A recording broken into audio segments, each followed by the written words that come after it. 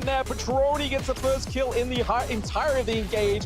With death, he's on the wrong side of the fence. But Posey, Villo go down as well. STMN right now. Zing, everybody trying to defend this higher ground turret right now. There's a lot of damage going. Rage, so I feel like they can close it out here if they get more few kills here. Onto the side of STMN, but Zing has taken a load of damage there. The shield has come through. Okay, Sony goes down. But they're looking for a 3v2 dive here as well. But we see Organ going in, trying to keep Karumi alive, but is Byron coming in with that dash.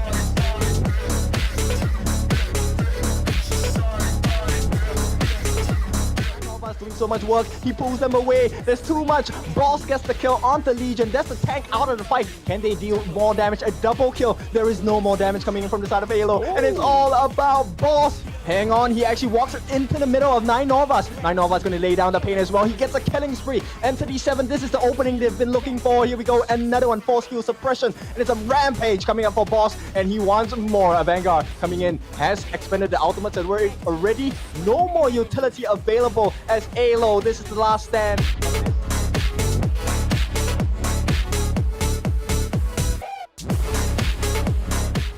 Low here, but Orgrim being quite ballsy with the Liam Poe as well. We could still see a steal here. Who's it going to go over to? He does go over to the side of Leviathan. Double kill over to Dastro. That is a triple kill coming through for the Latam. Early as well did the Mulan, which can obviously be a bit of a battering for tankings. But speaking of batterings, we do see the Unbridled Rage come through, activated pretty early here onto No Season. We get Ali getting another kill onto Zoxy. There is Junk Fei taking down the Dune as well. One thing I didn't expect to come out of my mouth today was Junk Fei taking down onto these high ground turrets. Boom one, boom two. We're onto the Crystal here with only one surviving member, which is Fusion, and I don't think there's going to be enough Fusion power coming through here to save the day. It is finishing the same.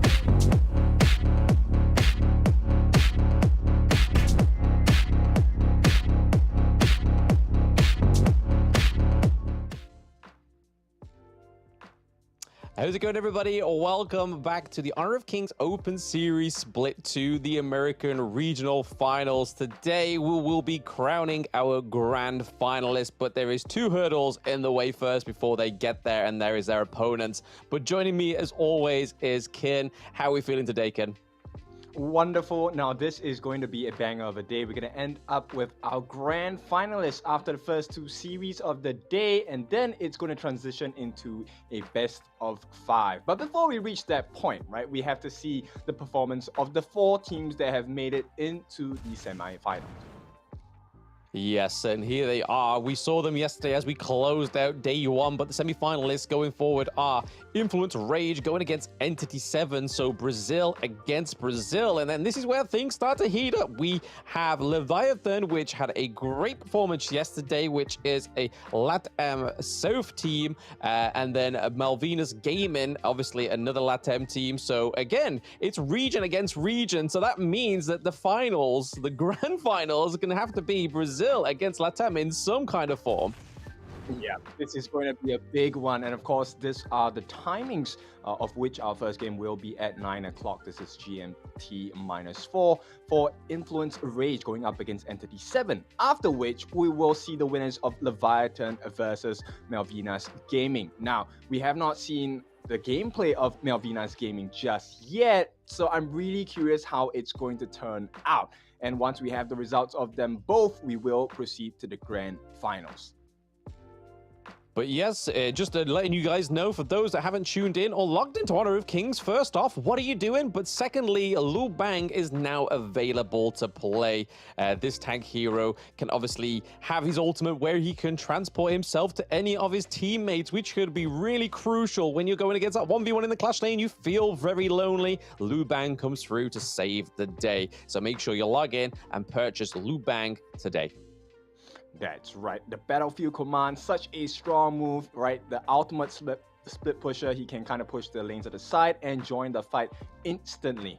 And hopefully that will change the state of the battle for you as well. Now, we've already tried a couple of games with this guy in, I think, ranked games and casual games as well. Has worked out pretty well, I'll be honest. Yeah, I mean, personally, I am not a support or Clash Lane hero player like the Lu Bang can fill into both of those positions there. I have actually seen him in one of my ranked games where the opponent team picked him as the jungle, and I was like, that's not going to go well. And it didn't go too well for him, but I can imagine at some point it would actually fit very well into the role. But yes, it is very fun within my casual games. I don't take heroes I normally don't play into my ranked games because I'm sensible. I don't want people to tilt. All right, now let's go straight into the first series of the day. We were talking about this previously, right? In the qualifiers, we heard a 4-0 scoreline. This, of course, goes to benefit and advantage of Influence Rage. So this time, can their counterparts really change the state of the game for N37? Now let's take a look at Influence Rage. Blam, do you want to take this one? Yep, so in the Clash lane, we have Sunny, we have Riku in the jungle, Cozy in the mid lane, Petroni in the farm lane, and then Vilo in the support role there. And we were talking about this earlier, Kin, that Petroni had a fantastic performance yesterday, as well as Riku. Yep, exactly. And to pair it up with Sony in the Clash lane as well. Very, very perfect performances yesterday. So it's really interesting because I think later on when we introduce their challenges in the form of Entity 7, you'll notice that these are monsters in their own rights as well, right? They were performing so well yesterday. So many highlights that I think production did have a tough time, right? Too many highlights to choose from. Yeah, there's plenty, right? I mean, when we were going through them, it was, oh, there's quite a few missing out there. But hey, that's what happens when your matches are just full of banger moments. But speaking of bangers, we have a great lineup here for Entity 7. Is 9 Novus in the Clash lane, a Vengar in the jungle, Suits in the mid lane, Boss in the farm lane, and Arash 1 in the support lane. But I just want to throw that back to you, Kim, because you was on about today that it's going to be pretty much a banger when we see Boss go against Petroni in this first match series of the day, right? Those two players played in the farm lane fantastically. Yeah, they were untouchable, right? Literally out of reach from their opponents. But this time, there will be some exchanges going on between the two of them, for sure. And one of the main focus of this game actually is going to be, for me, in the Clash lane. Sony going up against his opponent is definitely going to be very important because 9 of us, he displayed this masterclass of a performance, and this is the same quality that Sony showed us yesterday. So it's interesting to see how this will pan out. Yeah, exactly. We saw a lot of first bloods into that Clash lane, but this is where all those first bloods start to make a little bit more of a beautiful picture for ourselves in the ban pick phase. And we are onto it here. The Ming going in as the prio ban for the side of Influence Rage, as well as the Chow. But then we look over to Entity 7 as well, and Dolia and Hugh1, who had a lot of appearance rage yesterday. Hugh1 in the jungle getting banned out. Yep, smart move, right? These heroes we've already seen, they can cause a lot of confusion, a lot of chaos as well. The refresh coming in and the heals are not fun to deal with at all. So Entity 7, I think they have the right idea, and right now, Influence Rage, I like their picks as well. The Zhang Fei and the Loom coming through. Now that's a lot of control, a lot of health, which means that Petroni, once again, going to be very well protected. Yeah, we saw him once on the Loong, and that was the first game of the day against STMN. And again, it was a great performance. It was paired with the Dolia as well, so he's now got to kind of adjust that and only know that he has one ultimate within his utility, but he also has the Zhang Fei, which we saw towards the closing part of yesterday. How great this hero is in the support role, especially when you get those aggressive roams. But then we look over towards Entity 7, locking in the Byron, locking in the Dune. They want to go for that tanky jungle, but that ever so aggressive Byron pick into the Clash lane. Yep, so a lot of focus on the standard funneling into your farm laner, right? Which is to have a very strong front line, backline access as well, and decent control. So both teams, they kind of feel this marker at this point, but I think Entity 7, at least for the first half of the draft, you can tell they are a little bit more tanky compared to what they have on Influence Rage. And they will try to stifle the growth. The Nerza has been banned out, so no instant backline access. And Musashi, to make sure that a duel to the death doesn't leave them in the imperiled state. Yeah, we get the Taiyan come through for Entity 7. I've noticed that Orgren's actually not been banned at all this time around, so I can imagine that Influence Rage are going to go for that. As you can see, that they ban out the Zhuangzi as well, which has been a great counter against Orgren. Just opens up that possibility for that pick even more. Then you look over to the side of Entity 7, banning out the Musashi, banning out the Nazar as well, and then locking in the Taiyan just so we can have a lot more sustain in these fights. I mean, Dune has a lot of health already. Byron has his ways of getting his shield with his ultimate. So with the Taiyan there, just being able to kind of just copious and bring out lots of healing, it's just going to make the side of Entity 7 a lot more sustainable. Yeah, and let's take a look at Influence Rage here. They're going to go with the Kaiser and the Dharma. Now, we've already seen Dharmas being played yesterday across all the different teams. Didn't really hit the mark as they wanted to, right? And I'm a little bit concerned because Entity 7, they seem to have a very strong cover and shield around this boss Arlie. Yes, there is quite a big of a strong front line, right? I mean, you got the Dune, you got Byron being able to get in there as well, doing a lot of damage. But like I was saying, pair that with the Taiyan, it's going to make it a lot more sustainable for the side of Entity 7. But you saw towards the end there that Suits actually locks in the Suya in the mid lane, which wasn't one of the mid lanes we saw yesterday from himself. He was locked onto Lady Chen for both of those games. And one of the games, he did 147k damage, Kin. So I don't think you're going to achieve that amount of damage on this yet this time around, but I imagine the utility and the experience from Suits is going to make this Suya pick actually great. Yeah, at this point, I think there's very clear things that Influence Rage needs to do, right? They need to make sure they smother the growth because Suya being played by Suits is going to be really hard to deal with him. His level is going to be rising really fast. Yeah, you can only kind of try and imagine where that level cap 25 break is going to come through for any one on the side of Entity 7. He could go over to the Dune to make it a lot more chunkier into those team fights, or it could go over to the Arlie to get that attack speed as well. So either of those heroes, I think it's going to be a deadly combo. Yeah, and at the same time, Entity 7 doing really well for themselves to try and put pressure onto this Dharma. So Sony not exactly having the best start to the game, a lot of pressure applied on him. Right now, Cozy does get the steal on Tusk Boar camp, and that's going to be pretty important because you want to slow Suits down as much as possible. Yeah, but you can kind of see here that Suits is kind of holding out the ground on his own, trying to clear the waves for himself. But the Boss and Petroni have taken a few blows here. Yeah, for sure. Boss doing the standard Arlie things, right? Making sure the lift step is going to be really important, cancelling out a couple of the moves so that he will be able to soak up some more damage for the team. And now Arashi, keeping eyes on it, probably will give it away. It does go into the hands of Cozy, so that's another stolen camp going to the side of Influence Rage. Okay, potential here. Okay. Yep, Invincible Warrior going to be placed down by Vanguard. He is all up in them. Here comes the stun as well. It's going to be first blood, and it goes into Boss's hands. This is a huge start for Entity. A nice flash and a secondary kill. Universal Law lays down the pain, and Entity 7 take the lead. They definitely say law and order has been placed onto the Gorge already, Kin. 2 minutes in with 2 kills up. That was definitely the start that Entity 7 was looking for against Influence Rage. Yeah, if you take a look at the goal difference now, not too big at this point, but it's going to be super useful for the side of Entity 7. You're going to see this growth extremely hard in the next couple of minutes.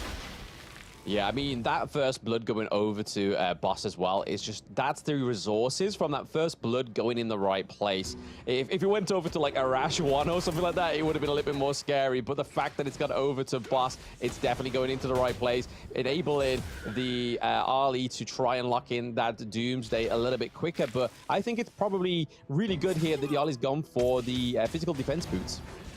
Yep, and at the same time, right, they can't really put too much pressure because the wave clear on the side of Suits is pretty strong with the Universal Law.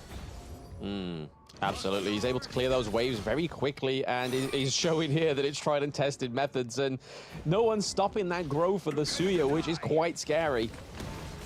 Yep, and at this point, right, the first blood going into the hands of Boss, it's pretty detrimental to the side of Influence Rage because right now, he's going to be one level ahead of his counterpart Petroni, and based on what we have seen, looks like Petroni struggling to keep up with Boss at this point. Yeah, I mean, well, I was just about to say only 200 gold behind, but then all of a sudden we saw that Boss climbed up to that 2.3k from that 1.9 on the side of Influence Rage. But a very steady matchup into the Clash lane. We haven't really seen much going on up there just yet. We saw an early effort from Influence Rage, right, trying to go into the enemy jungle, trying to take a few of those camps, but they definitely got punished for it. Yeah, exactly. And second kill of the game actually went into Suit's hands, right? And that's going to amplify his growth. So the EXP advantage, very huge. Suit, once he hits 15, not going to be a good side and a good story for the side of Influence Rage. No, but definitely what fuels the story here is Dune making his way to that Tyrant. The neutral objectives are now on the Gorge Kin. We could potentially see some team fights here. Yeah, and based on this region, we might be expecting some steals. Bilal does have his smite. No, not going to be available at this point. The stun comes in, stun onto 3, and it's looking good for the side of Influence Rage. Can they finish the job? Here we go. There's nobody controlling Patroni. Damage is coming in. Universal Law going to lay down. Nobody dies except for Bilal, and it's going to be Boss once again as Entity. They're just not letting up.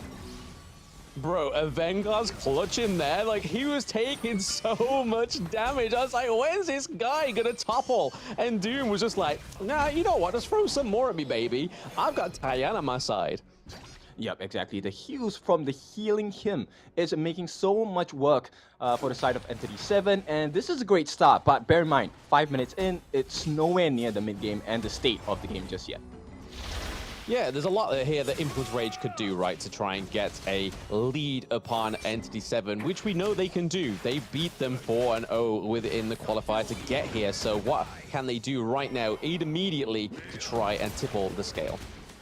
Well, it looks like Entity 7 has learned quite a bit from that first experience in the qualifiers, right? They are controlling the map pretty well, and at this point, you know, I was kind of doubting the Arashi pick on the tie-in, but looks like it's working well, because the babysitting strategy, it's keeping Boss alive, but giving the kills as well. Yeah, I mean, it's definitely not doing too bad. It's definitely not giving any hindrance to the side of Entity 7, right? They are owning it. It's Suits in the mid lane. Like I was saying yesterday, bigging up Suits, being a notable player within the Honor of Kings scene for quite some time, and obviously being part of the Season 1 Invitational. Nice to see him back on the global stage once more, but you can kind of see why he's formed Entity 7 to try and get to that next stage, which is obviously KC play-ins, where they will eventually face Osiris or Tribe Gaming. Yeah, so at this point, looks like, you know, the Clash lane, not too much action. They want to keep it safe, right? They don't want to allow that kind of a shift in momentum as well. So 9 of us unable to find an opening against Sony, and Sony likewise can't do the same. Yeah, there's definitely a lot of tip attack going up into the Clash lane, but Reiku here trying to steal this Crimson Golden.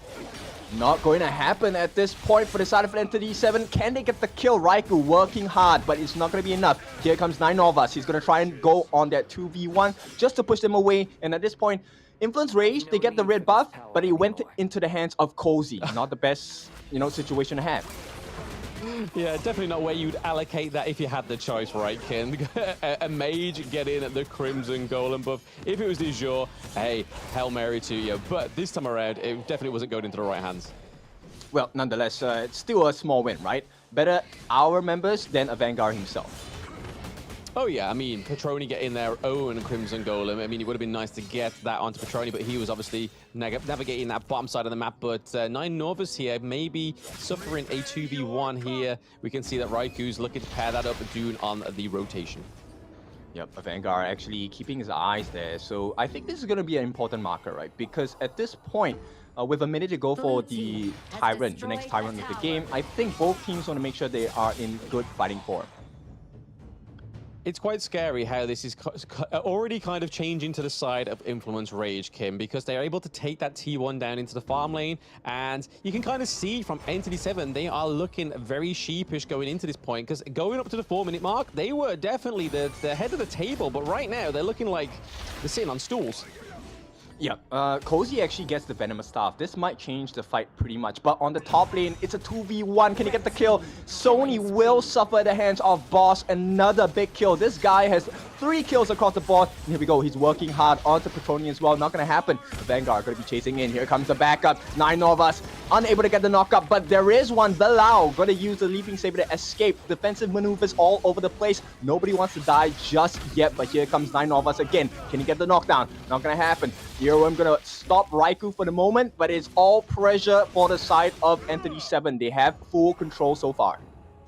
Just look at Raikou. He's literally 2 levels ahead of a Vengar right now. So you can kind of see why he's able just to soak so much damage going into these fights of NT7, kind of baiting them almost. And here could be another bait here. Yeah, I think they want to play this extremely safely, but he might get surprised. Raikou caught in the middle of 3. Here comes the Universal Law as well. Invincible Warrior going to be dropped down. Where's the stun? Not going to hit the mark at this point. They have to back out. Entity 7, they don't want to risk too much. No, I think if they lose Raikou here, it could mean neutral objectives go straight over to Entity 7, but Raikou's still back into the thick of it. We get that HP regen from his abilities there. When he throws the blade, he gets back that HP that he dishes out, but here we could be seeing a little bit of a grooming of the Azure Golem. It does go over to the side of Influence Rage still.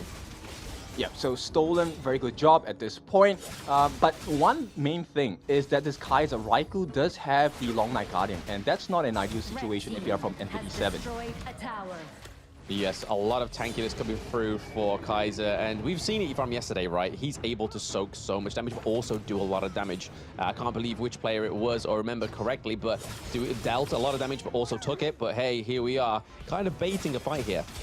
Yep, they want to take this fight on the side of Influence Rage, right? Here we go. It is going to be Raikou. He catches onto 3. Here comes the Beast Mood as well, but nobody's dying just yet on Entity. It's going to be Suits who gets the first one, but Petroni going to change the game at this point. There's too many life bars on the side of Influence Rage. They get the win here. 2 kills for 4. A big win for Influence Rage.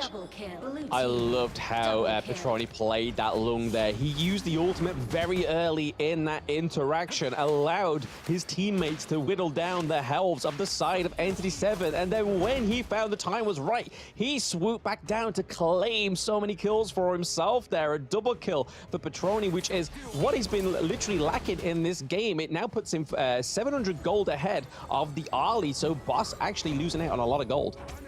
Oh, hang on. Suits is going to be shut down there. A freebie coming out from Cozy. And this is a perfect start, right? And I would imagine for Entity 7, this is really frustrating because they had the lead in the early game and somehow Influence Rage just clawing their way back.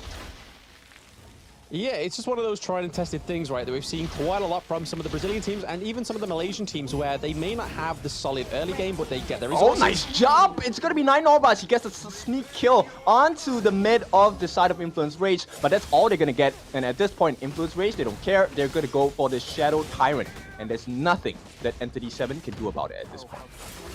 Yeah, I think the Shadow Tyrant's probably a good call here. Since they don't have a neutral objective just yet, you can kind of see Sony trying to feel out where they're going to go. Are they going to go towards that Tyrant, the Overlord, sorry, Shadow Overlord for themselves? Because they kind of need it. They need that split push. Yeah, so far there's a big concern for me, which is there's not a lot of anti-regen coming out. The Venomous stuff is not yet in the hands of our mid Suits. But likewise, on the flip side, Cozy does have it. So I think that's what's really winning them the fights here. Yeah, you can only really see the Blazing Cape come through to try and sort of nullify that HP regen, but like you said, Ken, if the Dune's not there, soaking all that damage, nowhere near the Kaiser, it kind of nullifies the effect. Yep, and the backup from the damage is pretty sick coming in from Influence Rage. Here we go, they're going to try and protect this mid T1. Here we go, the knockup from the 9 of us. It's going to proc out the Infinite Vastness. Petroni is out of the fight, and this is the marker. Entity 7, can they get more damage in? All the stuns are missing. 9 of us still tank it through. Here comes Suits as well on the back lines. It's going to be a kill. Boss, 1-for-1 trade at this point. Universal Law is going to be laid down. Boss is caught on the back lines. He is caught in no man's land here. It's a double kill coming in for the side of Sony, and they're turning the fight. Influence Rage will not be stopped.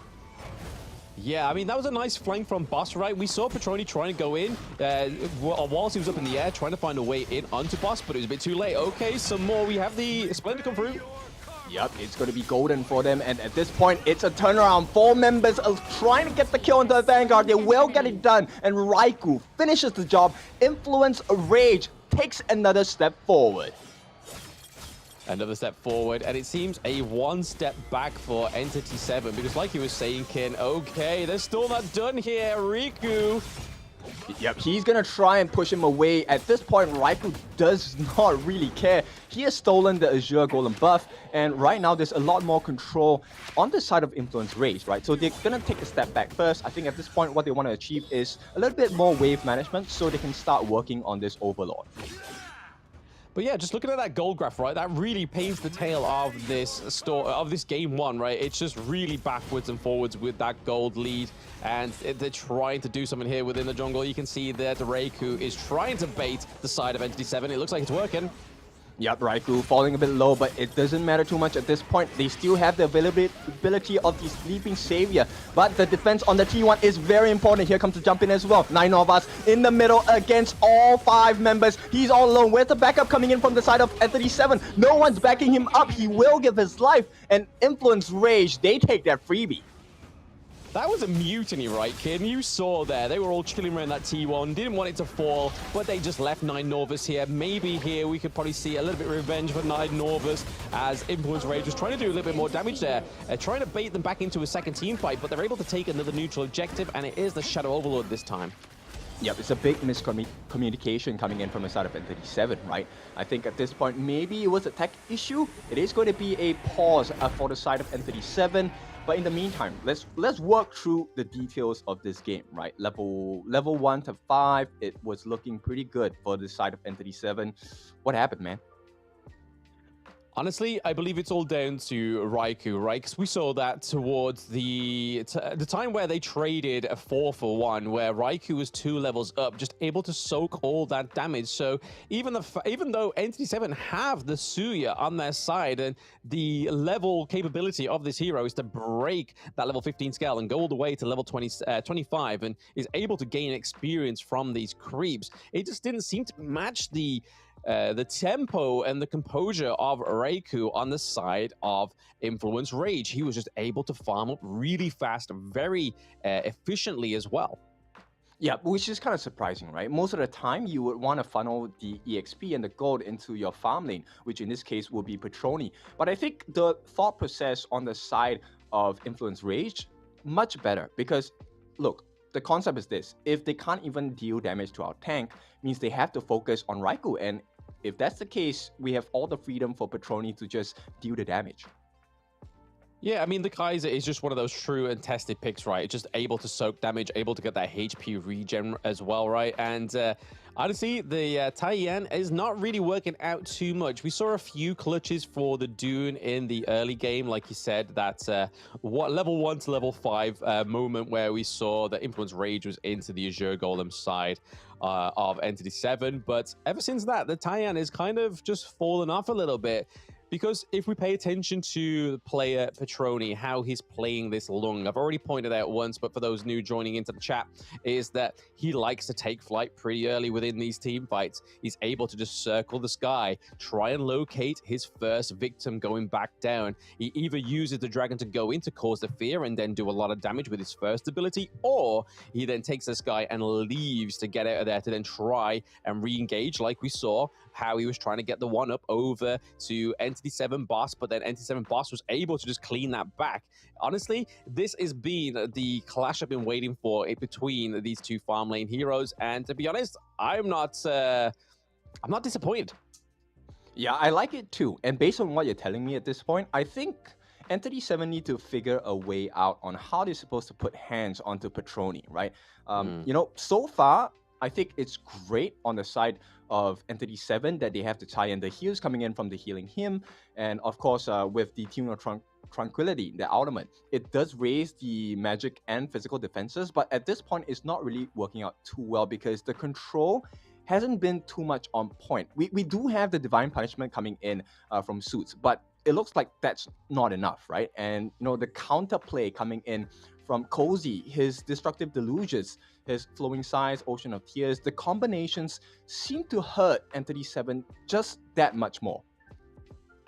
Yeah, I think it's all the damage from the likes of the Lung, right? And then I think the unsung hero within it as well, as we don't pay much attention to them because, like we were saying earlier, Cozy didn't have the greatest day yesterday, right? When we compare it to somebody like like Suits in the mid lane, being able to do that 147k damage. Cozy just seemed to fly under that radar, but I feel like a lot of the damage going into these team fights from that Lady Jen is exactly what the side of Entity 7 are missing. You can kind of see why they went prio pick for the Lady Jen for the side of Influence Rage. They knew it would have been an issue if they didn't take it from Entity 7.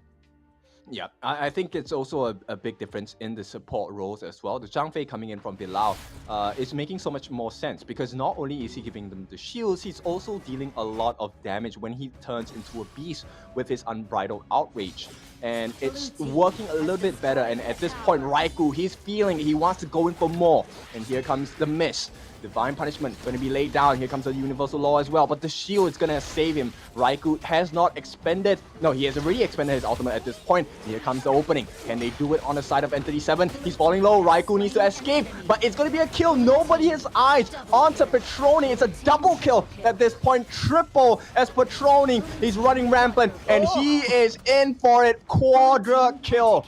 Influence Rage, and it's finally a pentakill. Influence Rage, they take this game by storm, and there's nothing that Entity 7 can do about it. Wow, when you learn Honor of Kings, honestly, and you just know from one bad team fight, they can just take that game one and just seeing it there. Poetry in motion, kid.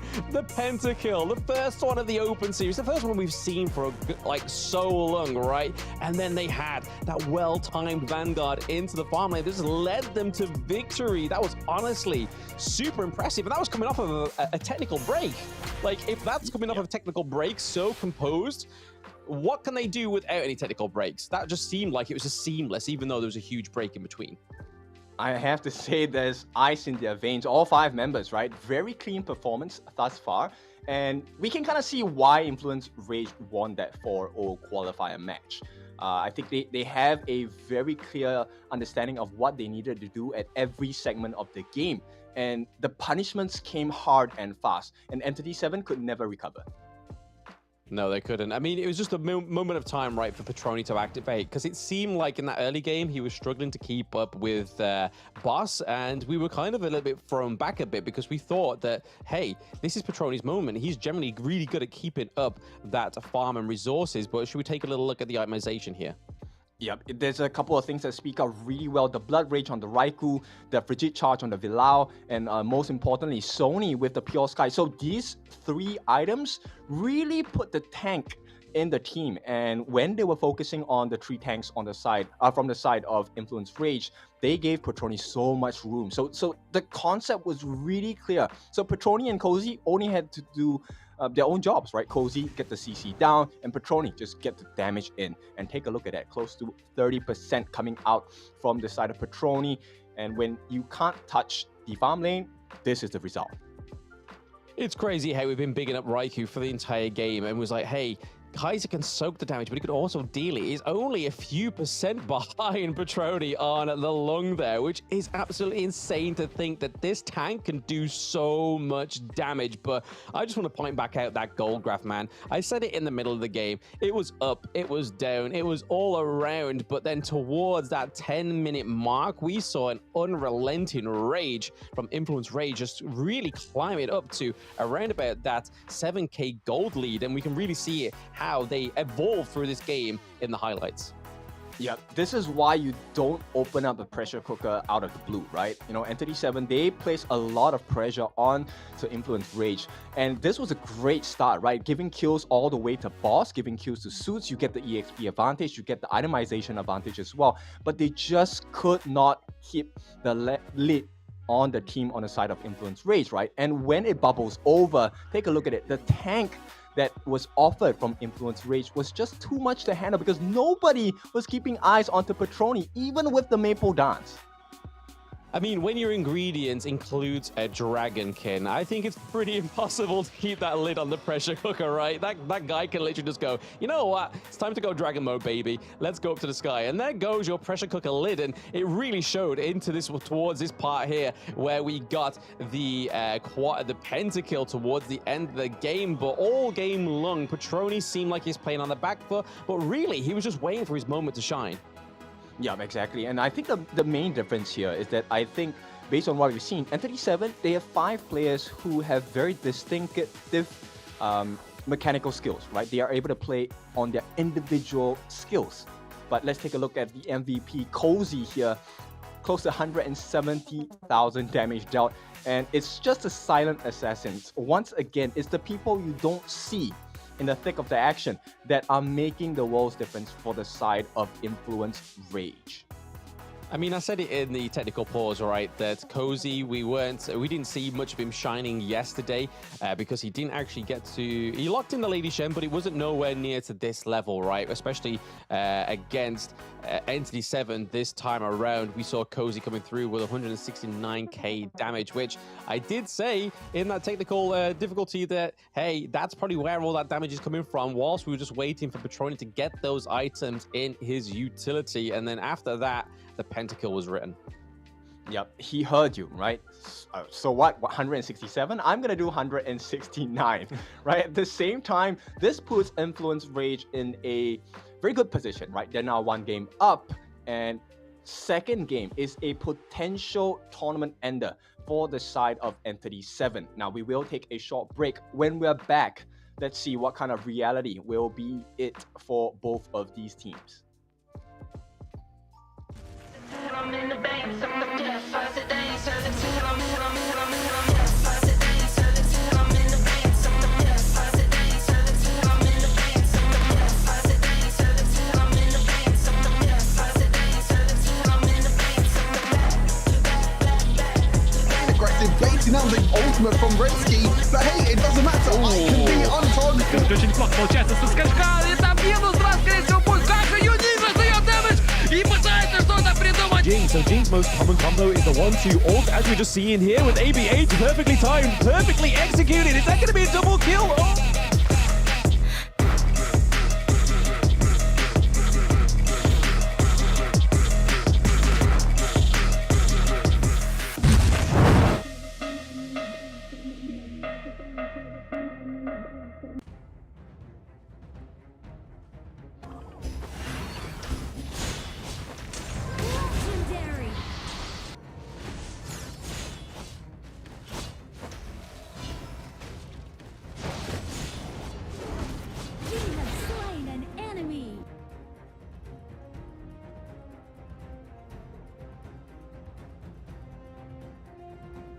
Liu Bang doesn't have any strongly held beliefs beyond safeguarding his own interests, but when it comes to that, he'll spare no effort.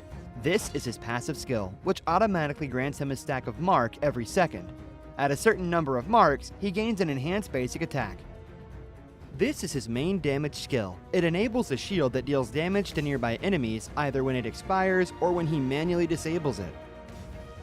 His skill 2 provides movement and crowd control, letting him charge forward to damage and stun enemies in his path. Liu Bang's ultimate is a teleportation skill. It provides the selected teammate with a shield and after a short delay, teleports him to the teammate, restoring health to teammates within range. Upon arriving, Liu Bang also gains an extra movement speed bonus. Notably, the longer he channels for, the stronger the shield and the greater the magical damage dealt by the teleportation. This combo is great for protecting teammates that are being overwhelmed. First, select a teammate to provide them with a shield. As he starts channeling his ultimate, activate skill 1 and wait for the channeling to finish, or tap the ultimate again to teleport. Then, use skill 2 to dash and stun enemies, followed by stage 2 of skill 1 and an enhanced basic attack to deal burst damage. This combo is mainly used to protect your team's carry. It utilizes the ultimate shield and magical damage to help teammates block fatal damage and gives them an opportunity to counterattack. Note that stage 2 of the ultimate can be used flexibly depending on the situation of the battle, though it is most often used to provide emergency support or to retreat from combat. At the start of a match, Lu Bang can choose to clear his lane with skill 1. After unlocking his ultimate at level 4, he can clear the clash lane first, then teleport to teammates to help them. Since his ultimate lets him travel fast, he can take the time to clear minion waves before teleporting to a teammate. This puts pressure on the enemy in the lane, while at the same time building a numerical advantage in teamfights. He can also let teammates initiate fights and use his ultimate to provide them a shield, then jump in to absorb damage and take out enemies with help from the carry. If he's facing an enemy who is stronger but doesn't have any crowd control skills, he can use his ultimate to instantly teleport to easily flee the danger. Lu Bang should focus on leveling up during the early game. After unlocking his ultimate at level 4, he can keep using it to reach teammates and help them build an advantage. During the mid to late game, once he has enough defense and damage, he can mainly focus on laning and teleport into team fights to protect the carry and take out unsuspecting enemies. There, pull out the root of the problem. What's a conscience? A kind of snack? Why duel someone when you can gang up on them in a valley?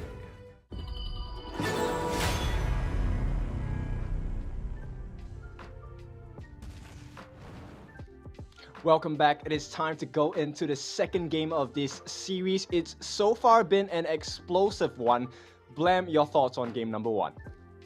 I mean, it can't get any more explosive than a pentakill, right? Pentakill to then lead into a game-ending strategy down into the farm lane. So I don't think there's any means that a game of Honor of Kings or a match of Honor of Kings can get even more explosive than that. But to be honest, did I expect anything less from Influence Rage that's had so much experience on Honor of Kings? Probably not. Yeah, I agree. And at this point, we will see, right? Does Influence Rage take that killing blow onto the opponents at this point? Because it's a difficult one for Entity 7, right? There's many things they need to kind of fix for the strategy to work. I think maybe they can consider maybe a different roam, right? Maybe more shield, maybe more damage, something along these lines. Yeah, I mean, this comes to a testament of Influence Rage right there, knowledge, because they knew that if they took out the Shuangzi and the Sun Bin, they didn't really have much choice on the side of Entity 7 in terms of the support. But going over to Entity 7, it is going to be that Lung pick, so Boss is taking the dragon for himself. Ali and Hu Huan are being banned. Yep, looking to put up a better performance this time. I think he performed pretty well on the RLE. Just unfortunate that there was just too many life bars on the side of Influence Rage to kind of burn through. Yeah, absolutely. We see that the Chao and the Dolly are being banned out as well. Lady Chen and Zhang Fei being picked up, which is going to be a bit of unfortunate here for the side of Entity 7, because that Zhang Fei probably could have been really well going over to the side of Entity 7 themselves, but I'm pretty sure Suits was eyeing up that Lady Chen, but Influence Rage taking it off them with that prio pick. Yep, and at this point, it looks like they figured that, hey, there was a little bit too much control coming out from Cozy, so they will be putting their hands onto the Zhuangzi. I like this pick, but is it strong enough to go up against the Vilao Zhang Fei, right? I'm not too sure at this point, because you have the shield, you have the anti-CC, but Zhang Fei still does a ton of damage. He does a ton of damage, and we really need to start seeing Entity 7 fill out some more burst damage potential as well, because all they have is the Lung right now. But for a solid front line, I'd say the Dune and the Shuangzi is a good pick. Like you said, Kin, shield, anti-CC, it's a great counter for the Orgrin, but what I'm saying here is they really need to put some burst damage into their last two picks. So either it be at the mid lane, we need some more burst in there. Maybe Suits will go back to his roots and pick up something like the Ganon Mo. We are yet to see, but ban phase here, the Suya gets banned out. They don't want that Law and Order coming through in game 2.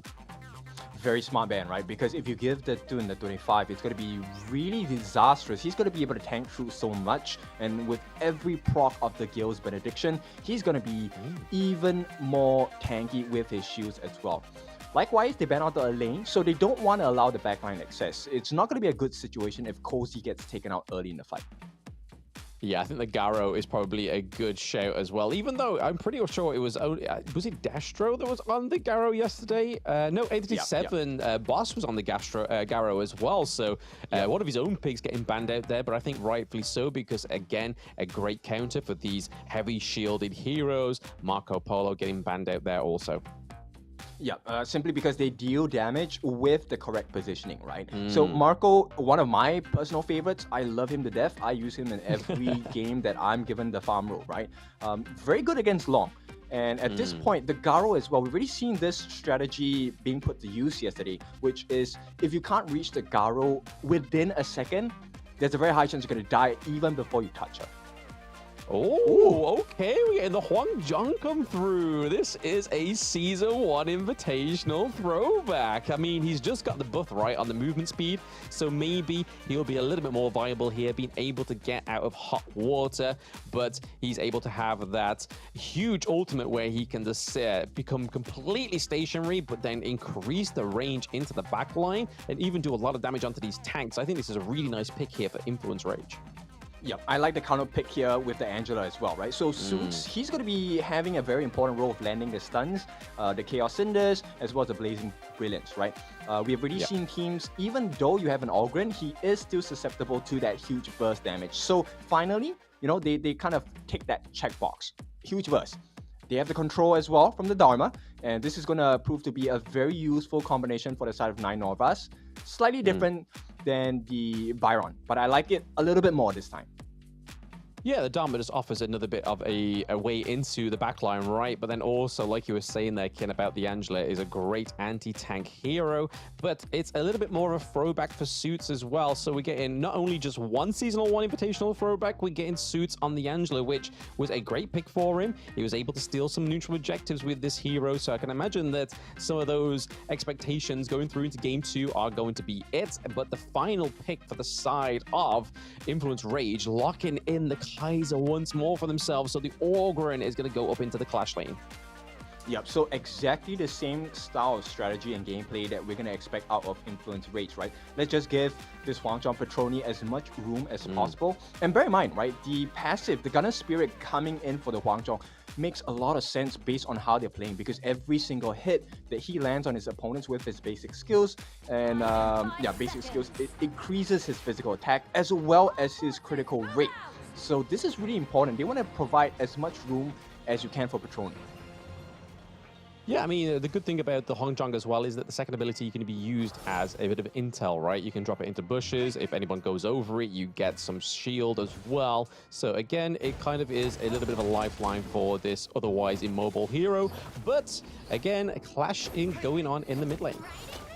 Yep, much better wave clear coming in from the side of N37. Is it going to be the main difference maker? That's the big question here, but it looks like they will not disturb too much of the jungle buff just yet. It should go into the hands. No, stolen by Suits instead. Yeah, N37 give a bit of payback onto the side of Influence Rage. They were into their jungle now, but Ken, there is a lot of damage going on to Influence Rage here. Velo looking pretty low, but I don't think they're going to commit to that one, as the minion waves are quite equal in that one. Another technical difficulty coming through, guys. Please bear with. Yep, this time it's going to happen to the side of Influence Rage. Small matter, right? We will get it fixed. Don't worry about it. At this point, I think that it's going to be looking a little bit better for the side of N37 if they can keep up this playstyle, right? They need to try and steal as many jungle camps as they can, because we've already seen if you give Raikou enough room, or even when you're putting him under pressure, he has the ability to funnel the farm into him, and he's going to be 2 levels ahead of his counterpart. Yeah, it's the only issue, right? It's really a battle between Boss and Petroni once more, because we saw Petroni getting that pentakill towards the end of Game 1, which was really the reason why they was able to close Game 1 very swiftly after the last technical pause. Don't think that's going to be a opportunity that they're going to have with this technical pause being so early in the game, but I suppose it's easier to get these little niggly bits out the way first before they can get into the true battle. All right, so let's dive a little bit into our personal preferences, right? So you obviously play in the jungle role for this game. What do you think, Raikou should be doing at this point? Yeah, it's quite too early on to try and guess that, right? There is not a lot really happening in this game too. It is a best of 3, so if Entity 7 do lose this one, they're out of the competition, unfortunately. So you can kind of see them playing quite cordial here. Yeah, and Raikou here has other ideas. He wants to put some pain onto 9 Norvas. More importantly is to have that wave management, right? That pressure coming in so they can make the rotations instead. Yes, a 2v1 dive here could have been an opportunity, but they don't want to take it just yet because Sony's not quite level 4 yet, which is going to be when he gets the Conductor of Souls come through, which is really going to alleviate any sort of tensions within these team fights and able to sway them onto the side of Influence Rage. But Velo and Arash going 1v1.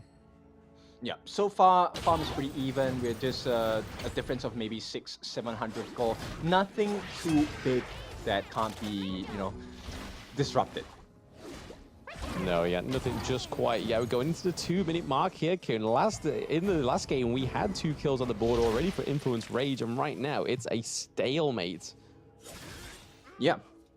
In terms of itemization, maybe a slight advantage going to the side of Influence Rage, right? I think sustainability is definitely one of the strong points on the side of Influence Rage, and here we go. Path for passing going to be laid down just for Sony to check things out. Yeah, nice little dash away there from 9 Norvus, trying to keep himself out of danger because you don't want to be caught by this Organ, especially when Kaiser and the Lady Chen were pretty much close by there. It could have been an easy rotation to turn around in 3v1. Just not a lot going on already in this early game. The gold lead is not that too far between these teams as well. Yeah, farm lane, they try to put a bit of pressure onto the T1 on the bot. Looks like they did manage to get quite a bit of damage onto this T1, and that's really important, right? Because if you can establish map control, the objectives are easier for you to take. And at this point, we might see Cozy having a bit of difficulty in the mid lane. But likewise, Influence Rage going to try and apply pressure on the top against 9 Norvas. Yeah, they really don't want this Dharma to shine, right? So they don't want the truth to come out. Those truth mantras can be pretty deadly going into these team fights. But speaking of team fights, we do see Kaiser go in with the teleport mechanic, looking to try and set up this next neutral objective that's up in 16 seconds. Yep, so I don't think they're going to try and push the buttons too much, right? The neutral objective at this point, very important for them. Yes, not quite anything happening here. Again, just for a few seconds still until those neutral objectives are up, Kin. And they are now activated. Raikou a lot closer to that Tyrant than they see Entity 7. But okay, maybe getting caught out here. Oh no, not an ideal situation at all for the side of Entity 7, but it's perfect for the side of Influence Rage. This is going to open up the doors for the neutral objective. Tyrant's going to be the objective of choice, but Suits, no, not going to be able to steal it. And that's committing on 4 members from the side of Influence Rage. They do successfully secure the Tyrant. Yeah, we've kind of seen effort here from 9 Norvus trying to take that T1 up into the clash lane as well, but I don't think it's going to do enough damage to just get it, but he is committing to it. We do see Sony going up there to try and counter the T1 takedown. It looks like he is very successful in doing so, but yes, neutral objective going over to Influence Rage is really going to help them in these next few team fights. Right, we might see the compounding interest of the effects of taking that first Tyrant. Hopefully, they will be able to secure a much bigger advantage. Artillery gonna be dropped down, but here we go. This is going to be the Blazing Brilliance. Who can outlast the damage? Not gonna be of any difficulty at this point for both sides, right? But here comes the burst. It is going to be the Infinite Vastness. The Dragon takes over. He is gonna take flight, takes to the skies, backs out. But Influence Rage, they're looking for another opening on the bot lane. Here comes the Vanguard. He catches eyes onto Raikou.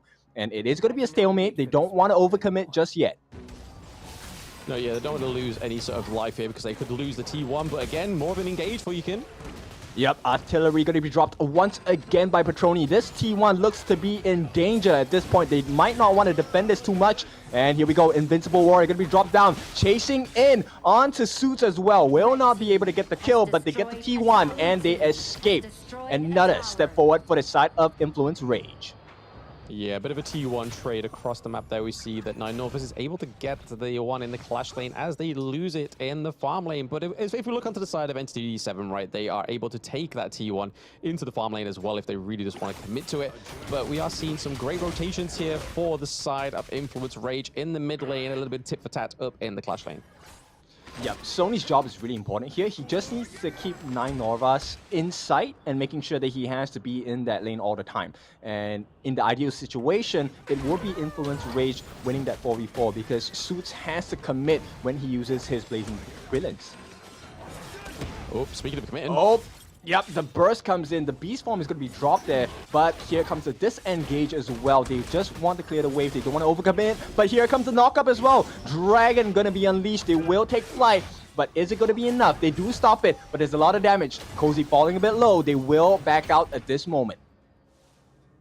Yeah, a little bit of a bait there for Boss. It was looking like Reiku was going to be able to get into that backline. They're still not finished here, Kin. There is a bit of a 4v3 going on right now.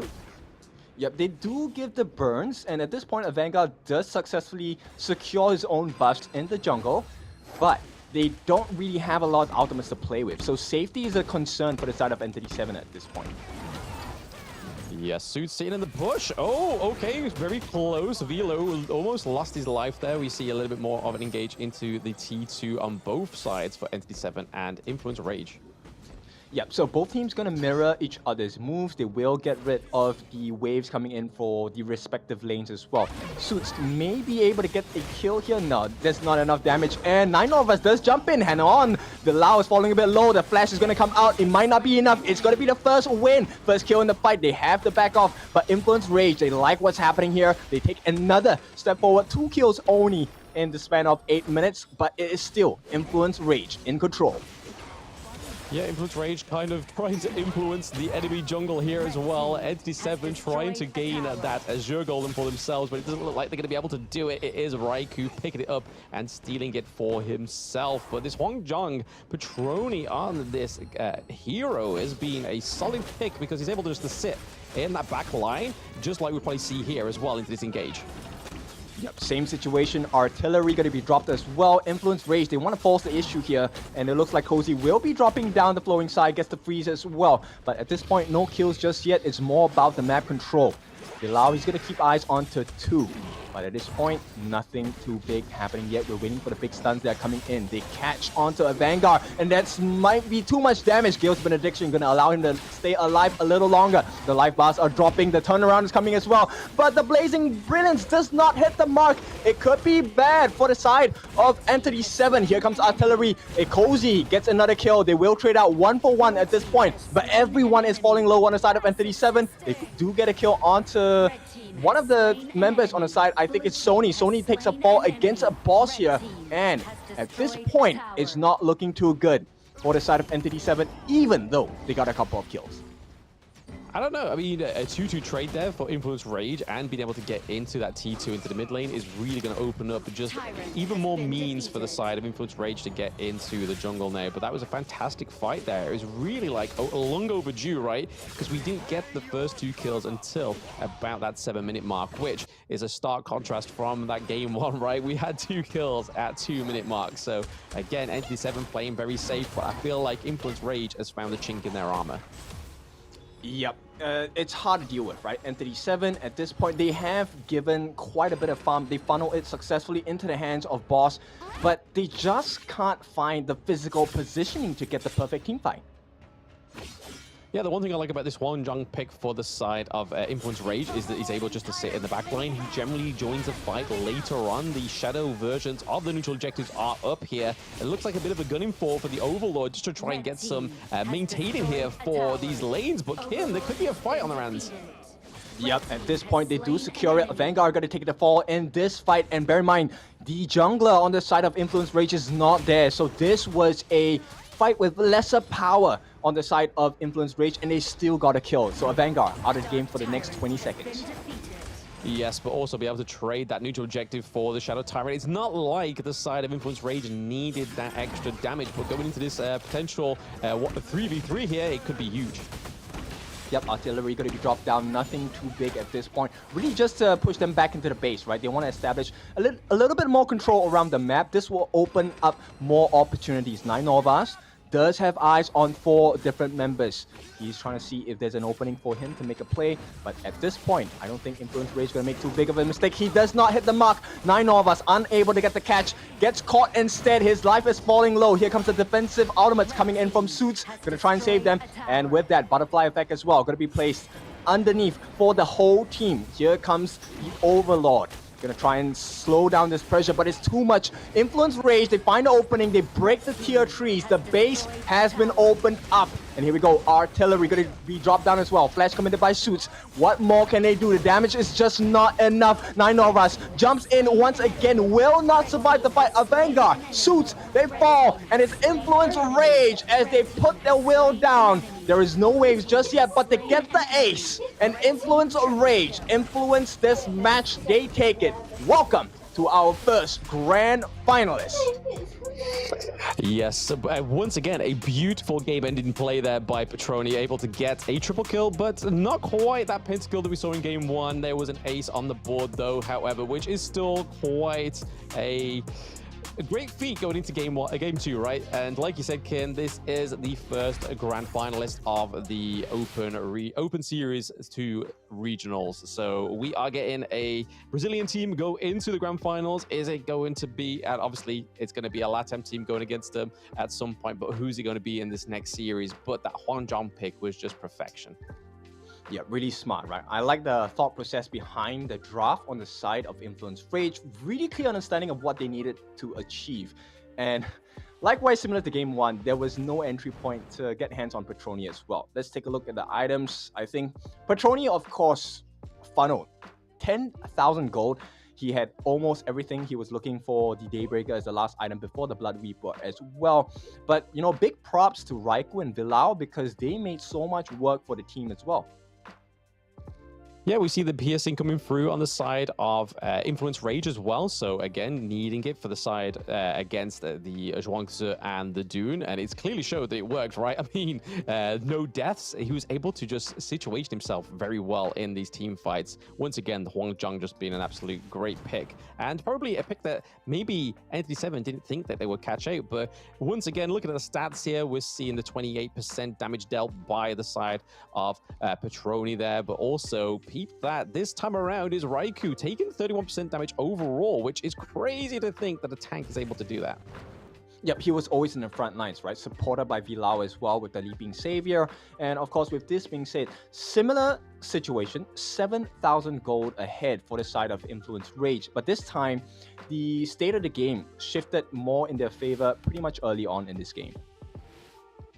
Yes, and this is exactly where we'll see how that Huangjong really came through, as well as the Kaiser pick once more in these highlight reels. As we can see here that Entity7 was always just a little bit more overstepping and a little overzealous with their commitments into the team fights, right?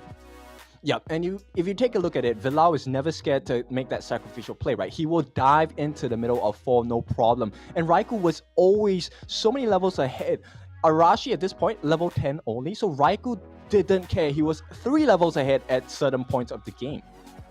Yes, and this is definitely where the game finished here. Just one assault onto the base. I mean, for over the past, 72 hours, we've seen games where they've just entered into the Crystal region and it just didn't quite go their way. But Petroni both times been able to take it, and both times MVP going over to Cozy. Yep, just providing so much value with the crowd control skills as well. Really just putting them in place, literally, because he was always freezing them on the spot. So Cozy, well-deserved, close to 85,000 damage dealt across the board. Once again, no deaths, and he took one of the least amount of damages in the team, which speaks volumes about the positioning that Cozy was able to find himself in. Absolutely. I mean, we didn't see as much damage being dealt this time around, but it really shows, like you said there, King Cozy just being able to position himself very well when it comes to these team fights.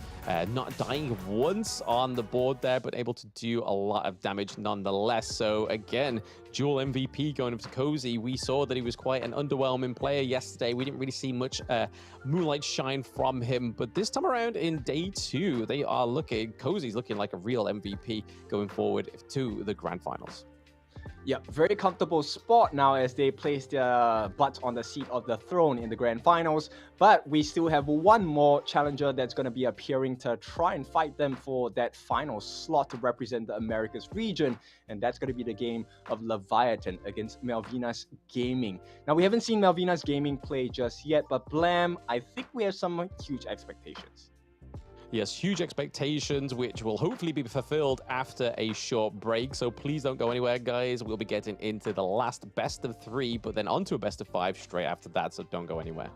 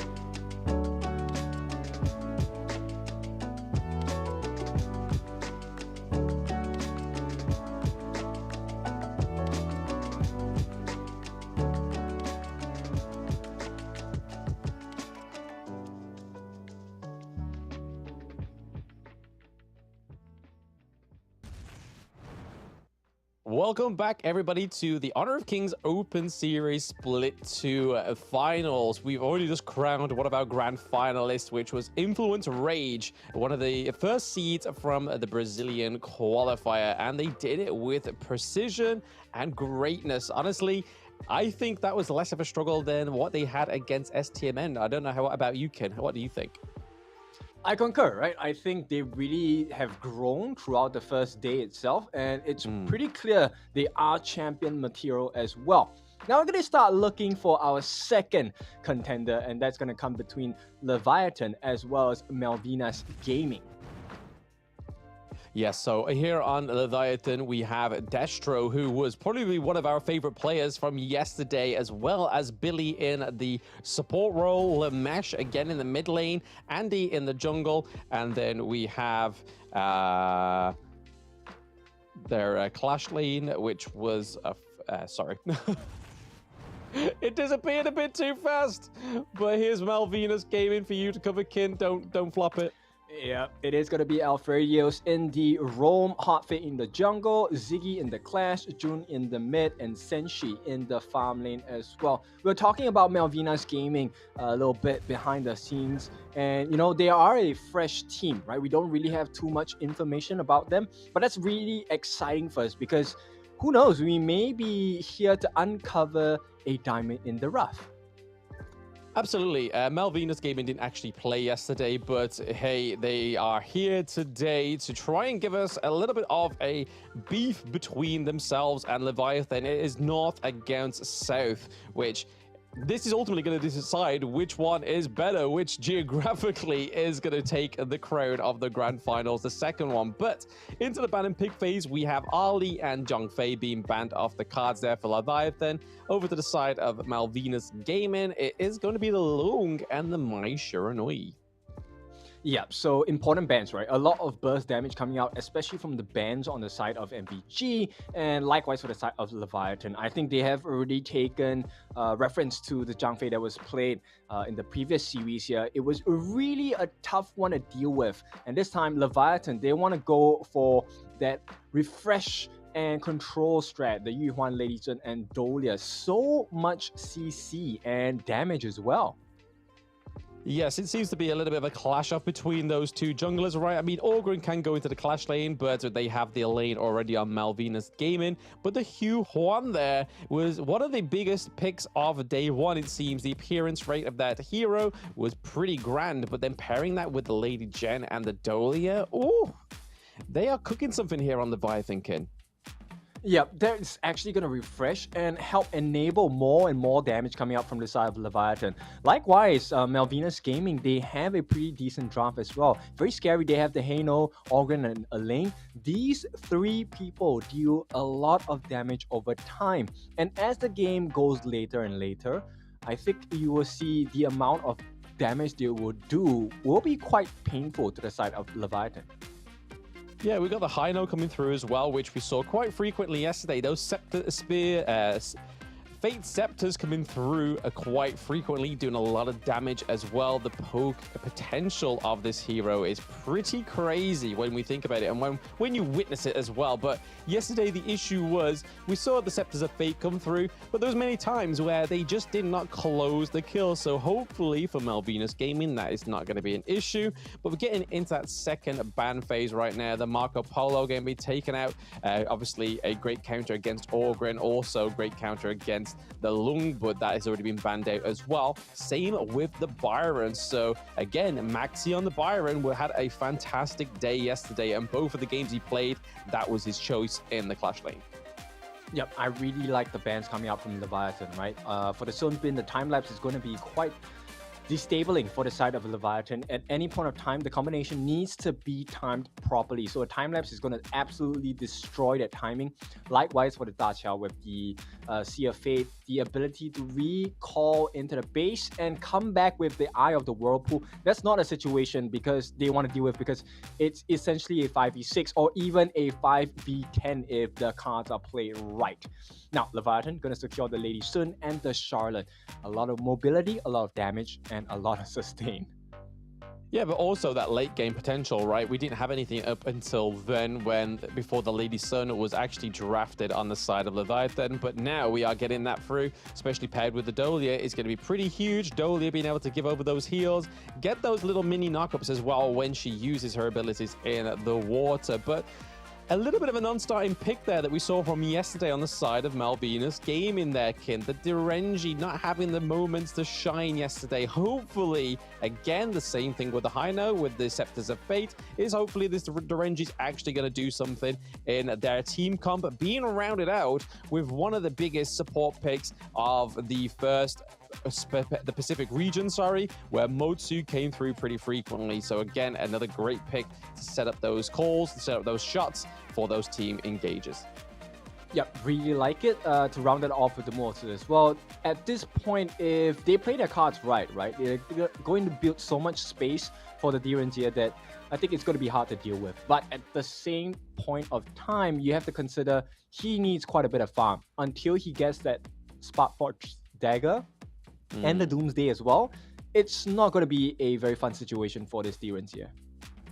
No, yeah, we can honestly see that Lady is going to be where all that priority is going to go to in terms of those resources. And the mesh between the Lady Gen as well really shows that that's the kind of thing that we're going to be seeing here for Leviathan, is those resources are going to be pulled over to the Lady Sun just so we can get her online a little bit quicker rather than waiting and it not happening, because that's going to be a lot of the damage output for the side of Leviathan, right? Yeah, not ideal for the side of Lumesh, right? Actually getting hit with the Scepter of Fate. So June is able to deal a little bit of damage. Now, wave clear wise, I think they're pretty much even at this point, but simply because of the first move, looks like they will give away that River Sprite. Yes, both of those minion waves have been negated there into the mid lane, but we still see Alfredo stick around here. But okay, Billy coming in. That's quite a bit of damage. I'm not sure whether they can finish the job at this point. They will commit the flash. So that's a flashless Alfredos for the first 90 seconds after this. Yes, a little bit of a refresh there. It would have been a nice bit of a first blood already in that first minute, right? If we saw that Lumesh was able to just get a little bit more damage onto the side of Malvinas Gaming. Alfredo sitting in that bush. Nobody's quite understood that he's there, right? That's a good hiding spot. Yep, at this point, it is paramount. They get the steal. It does go into the hands of Billy, so this is going to slow down the farm of Hot Feet for a little bit, right? As of now, I don't think they actually managed to steal any camps from the side of Leviathan. So, MVG, Malvinas Gaming, they need to make something happen. They're trying in the mid. Yeah, it seems to be a bit of a brawl there in the mid lane. I think it's a 3v2 for the side of Malvinas Gaming, but it looks like we're seeing Destro looking to try and take a few more hits onto this T1. We saw yesterday Destro was great at doing those macro plays, just making sure that it was able to put some pressure onto those side lanes. Orgren looking for a rotate round pretty wide, as well as the Hino. Yeah, at this point, you can see, right, Destro, it doesn't matter if he has lower health, he can still out-battle Senshi in this farm lane for the time being. So he needs to make sure that he keeps this pressure up. He's going to be supported by Billy as well, going to try and lay down the ult to really just push them away. In the meantime, nobody has really disturbed Andy in the jungle just yet. Same with Jorgen, right? I mean, Hot Feet has definitely got those hot feet. He is all around the map. There is the path. Yep, he's falling a bit low. Destro gonna try for it. Not gonna be able to hit the mark with the rolling raid here. Gonna have to just step back for a little bit. Doesn't really matter, right? With the wave breaker, does get the heals. It should be able to clear the lane as well. The big moment for me here, though, is actually that Leviathan has had their clash lane opened up. That's one free wave that I think at this point, Ziggy, he shouldn't miss. No, yeah, it's a lot of gold to be taken up there, right? You don't want to be losing those last hits onto those minions, especially if you are behind in the gold, which Malvinas Gaming are behind ever so slightly. It's not a huge lead on the side of Leviathan, but it could slowly creep away from them. Yep, Destro working hard onto Senshi. Oh, here comes a stun. Will be using the legal immunity to move out. So Senshi escapes, but the flash comes in. Can he get the first blood? That's a lot of damage. Destro will not be denied, and Leviathan make it work. Yep, keep rolling. in on the side of Leviatan. That was a really aggressive dash in, roll in as well. The ultimate shell wasn't the finishing move there, right? That was just basically there to tickle and take a lot of damage in that early interaction. But Leviathan's Destro is still living up to the hype that we had from yesterday. Yeah, this is a perfect start, right, for the Lady Sun here. So Destro, I think I like it at this point. A Meteor, and probably going to the Master Sword first, right? And Alfredios, he can't deal with the Founding Duel at this point. No, yeah, the neutral objectives are up, and it looks like it's going to be a clear win for the Leviathan team. They're taking the Tyrant first, a neutral objective for themselves. Cannon Blast does come through onto Billy. There may be a little bit hot water here. Hot feet not to actually get into the hot water. He takes the Overlord. Yep, path for passing laid down by Hotfit with the Death's Precipice as well. Not going to work out too much. They're just going to stroll out on the side of Leviathan. Yes, slowly though, nice that K-goal difference. The path of passing comes through. They're waiting for it.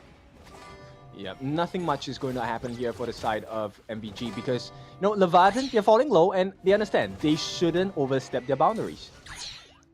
Yes, and just a quick little look at the itemization there. We can see that Destro is up by 3.6k to 2.2 in that farm lane alone, Kin. That is some serious gains already as we get into that 5th minute.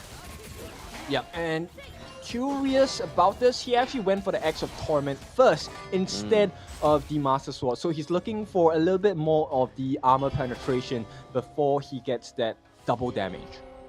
I mean, it makes sense, right? Especially with the likes of Orgren now being level 8. He has got his ultimate as well, so he's going to be able to take a lot of damage there. The Cannon Blast does come through. Yeah, it's not looking too good. And to be honest, Leviathan happy with it. Billy at this point, he's able to tank through so much, and with the Wave Breaker, he is giving them so much heals. They can try for more. Leviathan opening up, but Death at Sunset going to be used defensively to move away, but the T1 is in trouble at this point. They will take it. Leviathan take a T1 and maybe looking for another kill. Oh, Ziggy was just ever so close there, Kid. I wanted to just go like, hey, he's in there, but there is the think inside the box. Gonna be followed through with something else? Yep, not gonna happen at this point. Alfredio is gonna be taken down, and it is Destro hitting the mark here with the rolling raid. Simple blow for a simple lead. Okay, some more going on here as well, Kin. Yep, they're not gonna, fully commit to this at this point. It's probably gonna be a disengage. Malvinas Gaming have already lost so much. Yeah, they don't want to lose that T1 in the mid lane, right? Because this is kind of already looking like a less of a challenge for Leviathan from yesterday. I mean, they were a little bit tit for tat yesterday against Team Solid, but right now, Malvinas Gaming are struggling. Yep, it's a tough one for them. At this point, they're still under-farmed. It is going to be a 3,000 gold deficit, and at this point, Death at Sunset. Maybe this is the opening they've been looking for. MVG, they want to try. They get the kill. Onto Destro, that's a big one. But Hot Feet unable to continue at this point. Can they get more? Alfredios needs to land that stun. Will not hit the mark. And Leviathan just lose out Destro. Small loss. Small loss, but we can kind of see that Maxi doing the macro plays as well. Maxing out in the macro. We can see the Charlotte into the Clash lane, trying to force those minions into the T2 as well. Just trying to gain a lot more of those objectives for themselves on the side of Leviathan. Yep, so they really just minimize the goal differential, right? They don't allow that comeback factor. And the only thing that's going on for the side of Malvinas Gaming is this push at the bot wave. Nothing else to be had, honestly. Yeah, Senshi's actually done a really good job of actually trying to pull back that deficit, right? He's no longer a few K behind. He's only a few hundred behind now, which is really good for the side of Malvinas Gaming. Yep, they just need an opening. And at this point, Path of Passing, a pretty nice one, spots out 4. But there's a lot of members. In fact, the entire team of Leviathan is around here. They were looking for an opening, but it looks like they will just secure the tier 2. In the meantime, on the top side, they will try to even out the odds. It is going to be a T1 for the side of Malvinas Gaming, but until they get the stun, I don't think anything is going to happen too much here. Nice burst. Oh, hang on. It is going to be walking away with a sliver of health for June here. Does not commit the Fate Rewind, and it is going to be T1. Threatened at this point. Path of Passing to try and deter them from coming in. Do not take that brunt of the damage. They will get it, and the wraparound seems to be coming from the side of Leviathan. Yeah, Destro getting that Crimson Golem buff as well is going to do wonders for his damage. We can see that the Master Sword has been built, the second item there, so we're getting quite a bit more damage on top of the armor penetration as well. Yep, and he's already halfway done with the first half of the item for the Eternity Blade. So this is not looking too good for the side of Malvinas Gaming. Yes, I mean, already at the high ground turret here, Ken, there could be plenty of action just as we wait for these minions to rock around to the tier 2 in the mid lane. It does get taken down. Beta Scepter's trying to be used as a deterrent there, but we can see what happens now. Yep, they're going to try and buy some time. Destructive Deluge going to be laid down in the top lane as well. Their rolling ray coming in for the side of Destro. They will get the T3. That's an opening on the side. Conductor of Souls committed, but it's not enough. The burst comes in as Destro just destroys them in the top lane. Fade Rewind gonna try and save the base a little bit more. Does restore that T3 on the top. Yeah, we can kind of see Ziggy here, kind of give a little bit of a homage here to with Death from yesterday, just really pushing those side lanes with the lane. Obviously not offering much within those team fights. We saw quite a few times where the Deaths on Sunset tried to come through, tried to get into that back line, but it just didn't really give. Was it giving what we needed, right? Was it be able to get to that back line? Yeah, and you know, one thing I'm really surprised is now Destro has that 2,000 gold lead once again against Senshi. He switches out the boots as well for that reduced crowd control. I've just spotted that he goes from the physical defense. He's like, hey, yo, I've got the damage now. I can roll in and basically deplete anybody when I get in there. Yep, so at this point, it's all about the objectives. They have secured quite a bit of map control, so this Tyrant, bear in mind, it is a Shadow Tyrant going to go into the hands of the side of Leviatan. Yeah, Leviathan is going to have a lot more damage now, as well as having that Crimson Golem buff, so plenty of damage coming through now, funneling onto the Destro right now as they approach the high ground turret. Yep, they're looking for an opening at this point. They have to be careful. They have to pick the fights properly at this point. They do get that kill. Middle kill going down. Does not do enough damage. The entirety of the side of Leviathan. They have found the opening. They get the first kill of this skirmish. Ziggy gonna take a fall. And Senshi's falling low as well. Nobody has died just yet. Destro gonna walk away safely as he retreats to the bottom to try and lifesteal some health back. And Leviathan, at the end of the day, they're just making sure Malvinas Gaming cannot operate properly. So Path of Passing coming through where we see some more engages here. We do have the minion waves trying to go through to that high ground turret in the mid lane once more, Ken. We're just waiting for some action to pop up. Andy is in there. Yep, they should be able to secure that T3 in another push. At the same time, it is going to be some kind of deterrence coming out from the side of Malvinas Gaming. The stuns are coming in, but they will not stop that Team 3 in the mid from falling. And at this point, this could be the opening. Death at Sunset, jumping onto the backlines. Destro is falling low, will be taken out. Very good play by Ziggy. But on their own backlines, they have been caught. Heartbeat is down, Senshi is down. Not enough damage. June, the last man standing. And Leviathan will not be stopped. They will try for their best, and looks like game 1 will go into the hands of Leviathan. Yeah, that was a great play there by Maxi, right? With the Charlotte into the Crystal, just keeping away the Ogryn, keeping away the Elaine as well, just meeting him before he tried to get out of there with his life. So well played to Leviathan, taking that game 1, and it seems with a lot of ease, right, Ken? Yeah, pretty simple, right? Straightforward for the side of Leviathan. They essentially had control of the game majority of the time. And Malvinas Gaming, they just really couldn't find their footing in this game. No, not at all. It didn't seem that way anyway. I mean, Destro was all across the map. There was certain times where he was 2k gold ahead onto the Senshi on the side of Malvinas Gaming. And then we saw that Derenji was able to get a lot of that gold back, but then to soon lose it to another 2k gold lead, which is going to be unfortunate when you're going against such a great farm lane player like Destro. Yeah, so it's difficult because they needed someone to have the tankiness in the front lines, but nobody could do that job, right? If you take a look at the stats and the itemization, Destro already completing majority of his items, Axe of Torment, Master Sword, Eternity Blade, going into the Daybreaker. He had plenty of armor shred and plenty of damage from the crits as well. Yeah, we can kind of see those giant grips coming from both of the junglers in this game one, but then you can see the likes of the Succubus Cloak coming through, the either Phoenix on the Huan, which is just that HP regen item, which is just fantastic to keep the sustains coming through and really helps with the damage taken right onto the Huan. Andy here with only 26.7% damage taken, but then also dealing 29.9, which is more than what Destro did. Yep, very high, right? Like we mentioned the day before, Yu Huan, one of the surprisingly damaging characters as well. And now with this, they take a 10k goal lead, right? The goal graph doesn't really lie for this game. It's really clean from the side of Leviatan. Another thing that doesn't lie is these highlights, right? That first blood, that aggressive flash in with the roll in as well was just fantastic for Destro. But there was just the kills coming left, right, and center for Destro on this Lady Sun, really showing that he has a great variety of farm lane picks. I mean, yesterday we saw him on the Garo, we saw him on the Ali, and today we're seeing him on the Lady Sun, and he's really proven very, very good. Yeah, so it's a difficult position to be in, right, for Malvinas Gaming, because who do you ban out? Now that you have seen the proficiency of the likes of Destro, you don't know what you want to ban.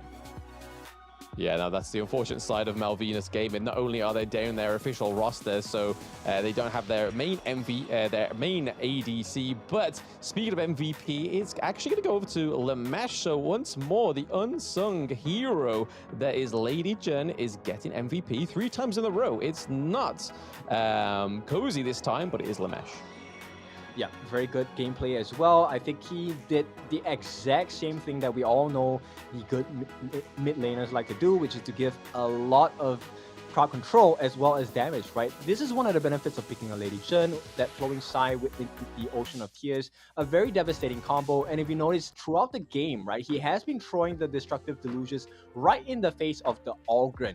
And Hot Feet, he just couldn't take it. It was too cold for him, too much heat.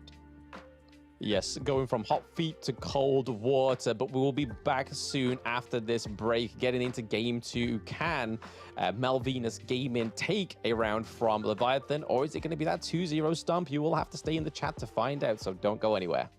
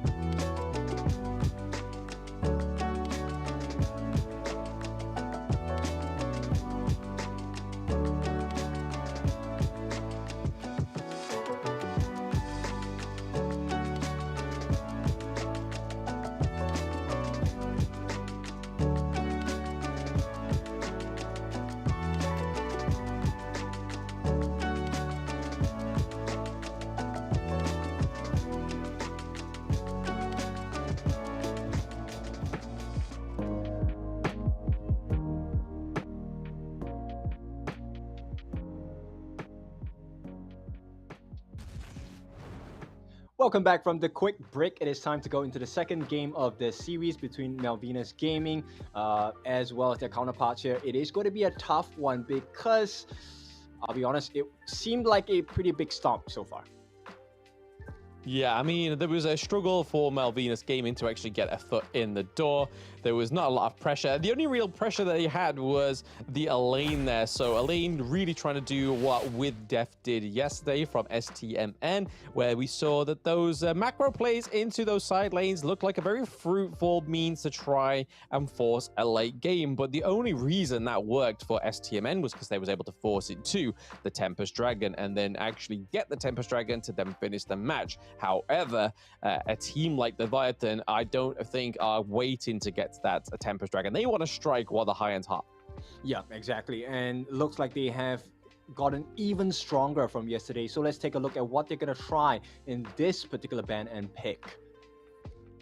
Yes, going with the power play there, Kin. Leviathan taking out the Dolia for themselves. It's like, we've had one game. We want to let you kind of just maybe do something against us here. So we're going to ban out the Dolia. And then we look over to the side of Malvinas Gaming, and they banned out the Lung and the AYLO. So really going for Destro's hero pool.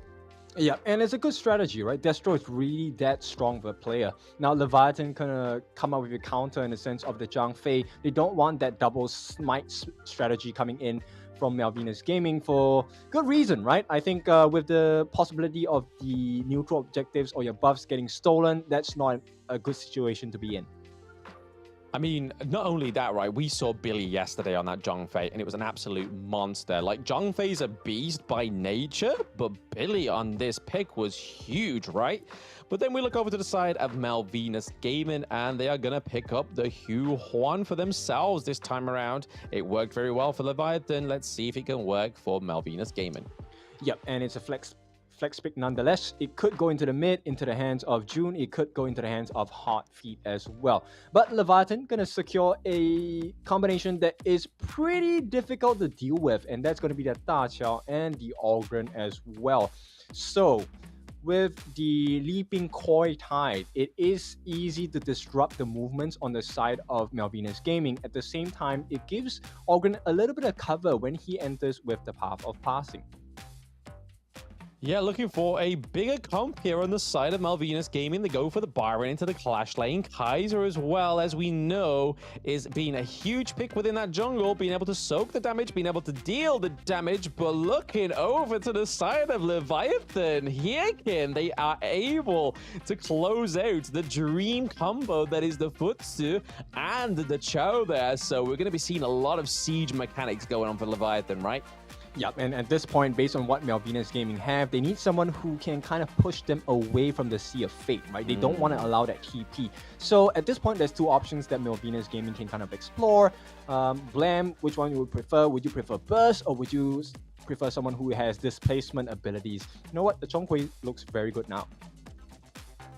I mean, we've already got a little bit of damage here for the Byron, right? So maybe something that is able to displace the movement into the Sea of Fate. So no recalls for you. Sorry, you may not pass go without getting a fight on your hands. And it's nice to see that the Hu one is going to go into that mid lane, right? So again, there is a lot of sustain, especially paired with the Kaiser as well. We can see some very prolonged team fights, but we've seen Futsu and the Cho for quite some time, and when this team comp do come through, it's team fights isn't always the priority, right? It's always about trying to get those macro plays, trying to get those early T1s, T2s down, so there is no priority for your enemy team. You have pretty much control of the map. But speaking of control of the map, they do take out the Motsu and the Sunbin, which I think is a good pairing. Yep, they don't want to be disrupted. It is very essential to the synergy that their combinations are not interrupted, especially when you're playing a composition that is easily disrupted, right? The Fu Su Da Qiao combo is not something that it's too hard to deal with if you have abilities that can remove them from place or kind of kill them before they even reach that portal. Yeah, I can imagine the likes of the Futsu coming through would be going on to the Hugh Huan, because even though she becomes untargetable, as long as that lantern's already been placed down, we could be seeing quite a beating going on to Hugh Huan. But another hero going onto the Gorge for the debut in the Open Series Split 2 is the Zhou Yu, which is what you need paired with the Futsu and the Chao. I love it because he, settles a couple of things that Leviathan's draft in the earlier stages does not have the capability to do, which is wave clear, right? So he's one of the biggest wave clearers as a mid as well, with his flames. But more importantly, he's able to do a lot of damage over time. And with the stun, it could be massive for the side of Leviathan. But I love this. Guiguzi finally also a debut performance into the Gorge here for the side of Malvinas Gaming. I love me a great Guiguzi. Guigutsu coming through with the Hou-Yi at the end there, but locking into Leviathan's roster is that lane. So being able to get into that back lane when you want to, you have that way in with the Death on Sunset. We saw Malvinas Gaming try this in the last game. We saw some great macro plays on the lane, but there was no real sort of great takedowns, no real shutdowns onto Destro, which was the problem, right? It's going to be really interesting to see how Destro plays the Futsu, because we've only seen him with these ranged heroes that have great positioning. Now he's going to be in the thick of it. Yeah, but I'll be honest, I'm kind of preferring Malvinas Gaming's drop a little bit more, right? It makes a little bit more sense to me, but it all depends on Alfredios here. He needs to play a perfect game of Guiguzi. Yeah, the Guigutsu kind of substitutes for the Sunbin, right? You're able to get that movement speed increase. You go cloaked going into these team fights, which are going to be huge when you have Kaiser on your team, right? As well as the Hugh Huan. So yeah, I can see why we like the Malvinas Gaming draft as well. But for pure aggression and split push siege mechanics, we could be seeing quite a lot come through from Leviathan. Yeah. Right now, I just want to see whether Alfredios is able to use the Animist to kind of pull them away from the Sea of Fate at the correct timing. It is pretty tough to pull that off, but we'll see. At the same time, the benefits of Alfredios at this point, why I'm loving them so much, is because the Hidden Hand, when he goes and uses his first skill, it lowers the physical and magical defense of the opponents as well. That benefits Kaiser so much. Yeah, already a priority here on the bot side of the lane, bot side of the map there for the Leviathan. Already pushing that, but we get first blood. The camera, we missed that out. We saw that the Chao was already at the Azure Golem trying to secure it for her team, but it goes over to the side, over to Malvinas, and that is another kill for Kaiser. So Hot Feet is now cooking in the kitchen. Yep, too hot to handle at this point. Alfredios, this is why I love the Guiguzi. The decrease in defenses, it makes that much of a difference, right? And right off the bat, 2 kills. This is a great start for Malvinas Gaming, maybe more. Yes, forcing the flash from the Futsu as well, but it's going to be met by the Hugh Huan to be able to get out of there. Alfredos is still committed. We have Senshi getting the kill onto the Futsu, so down goes Destro. He has no range. Has he met his maker? Oh, he definitely has. June makes it out safely as well for the Yuhuan. And this is a perfect start to what could have been a much better game for Leviathan. Yeah, not looking too hot for them right now as they go into the second minute here. They are currently down by 1.3k gold, which is pretty huge at that 2-minute mark right. There's a few items already starting to come through in terms of those second tier items as well. We can see that obviously second tier jungle item coming through for both of these teams here. Orca not getting the greatest start, right? So Andy already playing on the back foot. Yeah, and you can see the mindset on the side, holy on the side of Malvinas Gaming, a little bit more aggressive, right? I like the fact that, at this point, Ziggy just completely ignores the boots, going straight for the Nettle Gauntlet into the Meteor as well. We also missed the kill there onto Maxi, right? So here's the gameplay and replay here. Maxi going trying for the 1v1, but we all know Byron with 1v1 in that in the lane in the early game is a hard thing to crack. And right there, Maxi was the victim of trying to crack that. We saw the guy Gutsu going up with the Hugh Huan as well, doing a bit of proxy farming into the middle of those 2 turrets. Now we're getting a good rotation into the mid lane. Yep, here we go. Lumesh gets caught out as well. Simple kills for a simple win as Andy is no longer available for this world. A double kill as Hotbeat makes it out. My goodness. Yep, 7 kills up Oh, there's already more. for Malvinas Gaming, and that's not just enough yet. Oh, okay, Leviathan is able to get the first kill onto the board for themselves, but Alfredos with the speed coming down from that mid lane, and then Hugh1 with the finishing blow, able to pick up the kill onto Maxi. So what a difference we're seeing here from Malvinas Gaming. This is aggression. Oh yeah, I love it from the side of Malvinas Gaming. This is exactly what they needed in game 1. Well, it did take them a little bit of time, but here they are. Blue team has destroyed Yeah, present and on the map. They have called their name in their register, and they are not quite done with the Open Series Split 2 just yet. They are looking for at least a win on the board, or even an upset here, Kim. We could be looking at a reverse sweep. Yeah, at this point, it's a little bit difficult because if you take a look at the itemization of Maxi, he doesn't exactly have the best defense just yet. And Energy Core is not enough to deal with both Ziggy or Hot Feet.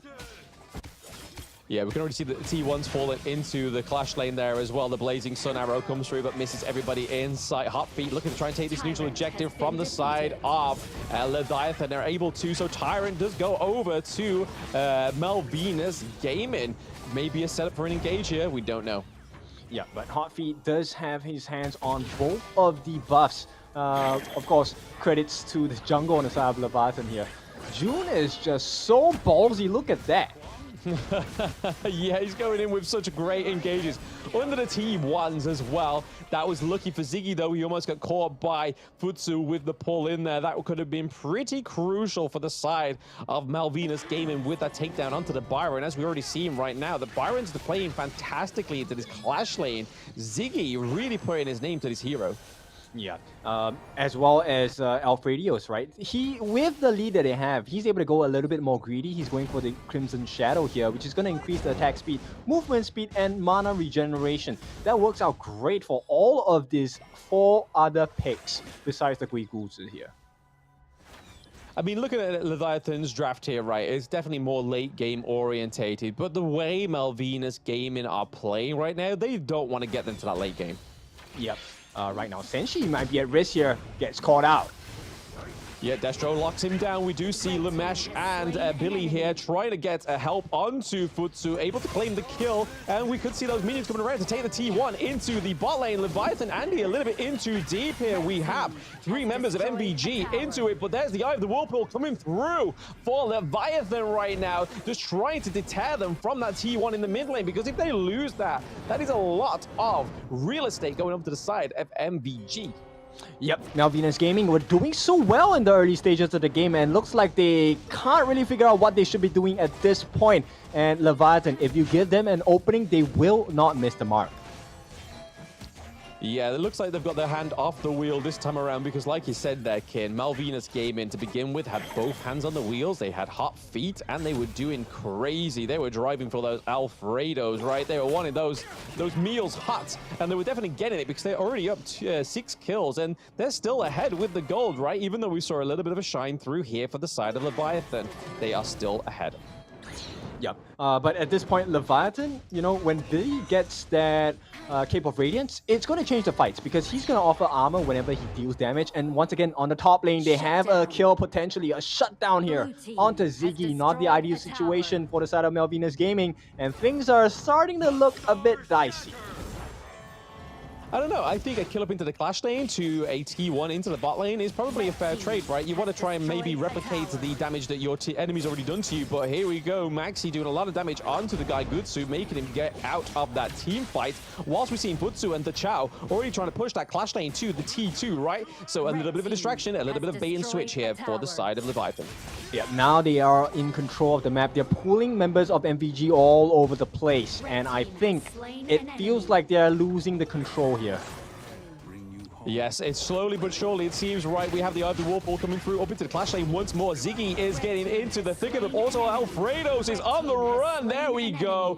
It is the ultimate from Orgren there, just absolutely just shutting down the Alfredos. June here cannot be that aggressive without the side of the rest of his team, right? Hot Feet still in a hot bush here. We have the Invincible Warrior come through also with that mid wave coming through in with the minions, but it looks like they're gonna be able to close this out. Yep, they needed to really just kill this game fast, but they took a little too long, and now Leviathan have hit their stride. Take a look at that goal swing. Yes, massively, right? They were behind 1K. They're now just ahead ever so slightly by about 1K. It just needs a little bit more faster farming, a few more kills here.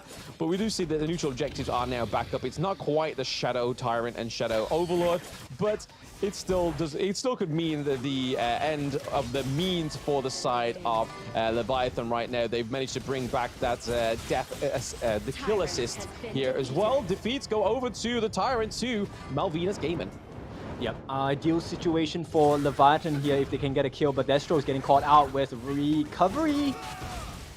Okay, we do see the dash from Destro, which is causing a lot of death here on the side of Malvinas Gaming. Currently a 3-0 trade, 4-0 trade, triple kill going over to Andy. On the side of Leviathan, a quadra kill once more for Leviathan. They got one yesterday, they get one today, Ken. And this really opens up that T2 right in the farm lane, and it looks like they're going to open up that T1 in the mid lane, which could be disastrous for Malvinas Gaming.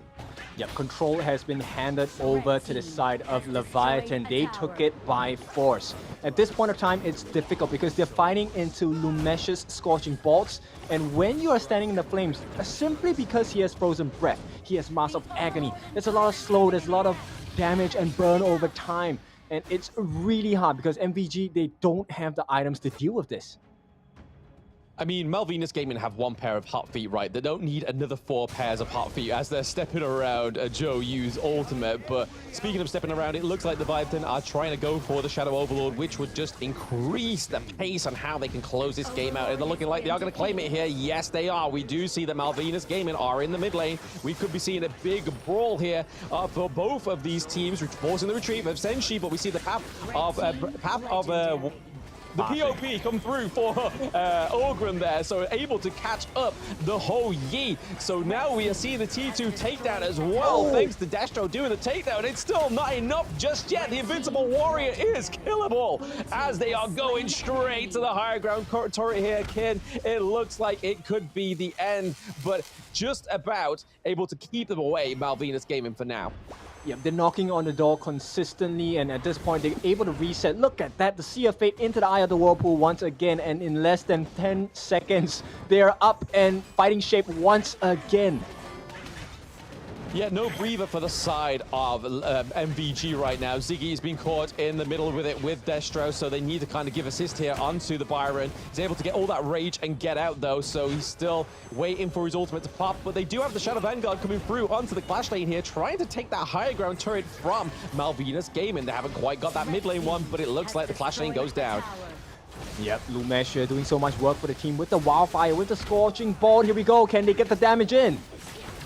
Okay, the sustain comes through. The Either Whirlpool comes through for Andy. He's able to get out. He is safe for now. MVG are going to be met by the Death on Sunset here. Hot Feet is looking at some hot water for himself. The Either Whirlpool comes through, so they're able to claim some more kills and more respawns coming into the mid lane as they take the high ground turret in the mid lane and in the farm lane, Ken. It is very fiery here for Leviathan. They're able to take down 2-0 trade right now. This is looking like they're going to close it out here. Potentially, they just need the minion wave as they come through. It's only Jun alive. Double kill goes over to Andy. Here are the minions. Crystal is about to go down. Jun just can't do enough. The ace comes through. It looks like the Leviathan are going to be your second grand finalist going through. It is going to be Latam against Brazil in the grand finals.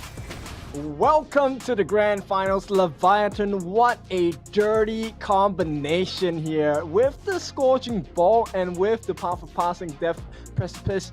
So much damage, and once they hit their timings, it was all over for the side of Malvinas Gaming.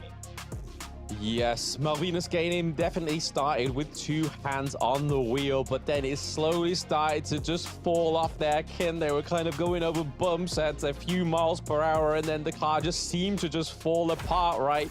We had a few people in chat saying, hey, no marksman, but they clearly have not had exposure to the Futsu and the Chao combo, and there it is, just pure pressure into the Gorge. Yeah, that's the danger, right? When you can't deal with the members like the Ogren, with the Zhouyu as well, that's when the problems start to arise, because then the Fuzi and Daqiao get to roam everywhere on the map. And like we mentioned at the start of the game, Malvinas Gaming, they were kind of going in a 5v10 situation because with the Sea of Fate, they could go back to the base, heal up, and just get caught over with the Eye of the Whirlpool. And take a look at the items, man. I mean, this was a hard one to swallow for the side of MVG because Andy here, 11-2-1, already hit all the different markers, Blood Rage, Eye of the Phoenix, Blazing Cape, just too much sustain.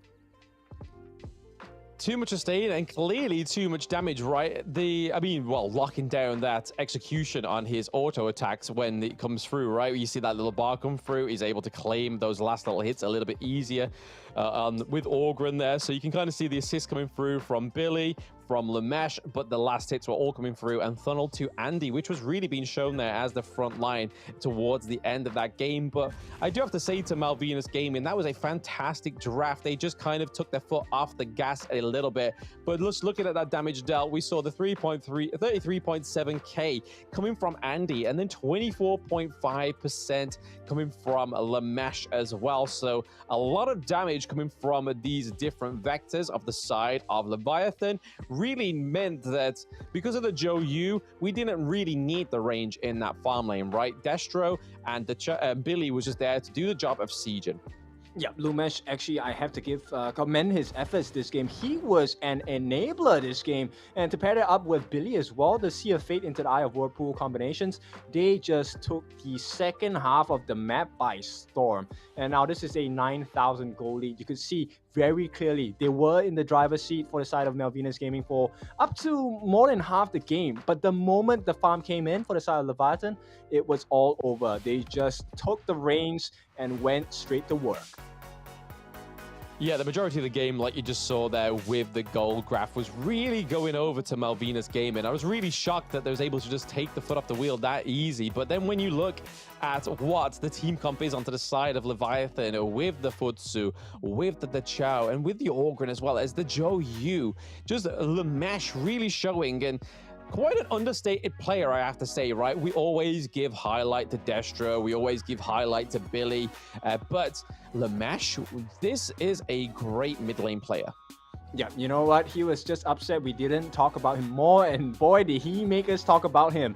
Lumesh did so much work for the team with the burn damage over time, and if you notice, the last item he bought was the Venomous Staff, and that really put the nail in the coffin, because when June is unable to heal the team up as much, and you have Kaiser with even during the Invincible Warrior unable to recover as much life, it really put things into perspective where the power spike was very clear for the side of Leviathan. Yeah, his life really flashed before his eyes here, but this is the play that I really liked, where we sort of got this great barrage of attacks here in the mid lane. Then the Eye of the Whirlpool came through. We saw then they tried to have a breather, but there was just no point. They were just gasping for an oxygen. They was just like, yo, just let me just get a second to breathe. But Leviathan knew the plan. They was like, yo, we're not taking you to the late game. We are literally ending you right here. And here we go. So Lamesh getting the MVP. Like we said, we don't speak about him often, but he is the silent killer. Lamesh getting the MVP once more. Yeah, message received, Lumesh. Let's put you and paint you in the glory that you deserve. 100 and close to 105,000 damage dealt across the map, and it's pretty clear why. The entire map, wherever he was always burning, right? With the Scorching Bolt and using the Wildfire to kind of spread the flames, and finishing off people with the Flames of War. Perfect. Chef's kiss for that. 1-1 and 13. What a nice KDA. And just burning their way through the opponents of Malvinas Gaming. So once again, we have our two grand finalists, but only one walks away the champion of this finals. Yeah, Hot Feet kind of predicting the fact that the Joe Yu was going to come through in game 2, right? Because he definitely had Hot Feet. And I think the rest of his team, plentiful pairs of Hot Feet for the side of Malvinas Gaming. But I do have to congratulate them for just having a superb early game, right? Like we said, they had the dominance for majority of that game 2, but unfortunately wasn't enough. But we're going to go for a short break before we get to the grand final between Leviathan and Influence Rage. So don't go anywhere, guys. It's going to be a heck of a best of 5.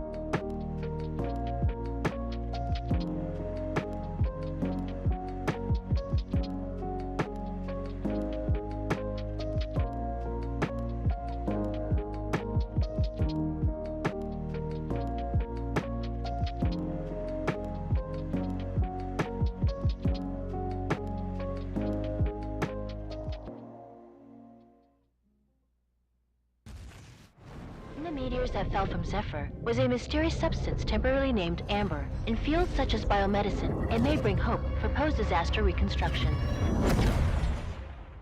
The possibility that they're still alive is practically zero. This is our only chance to save them.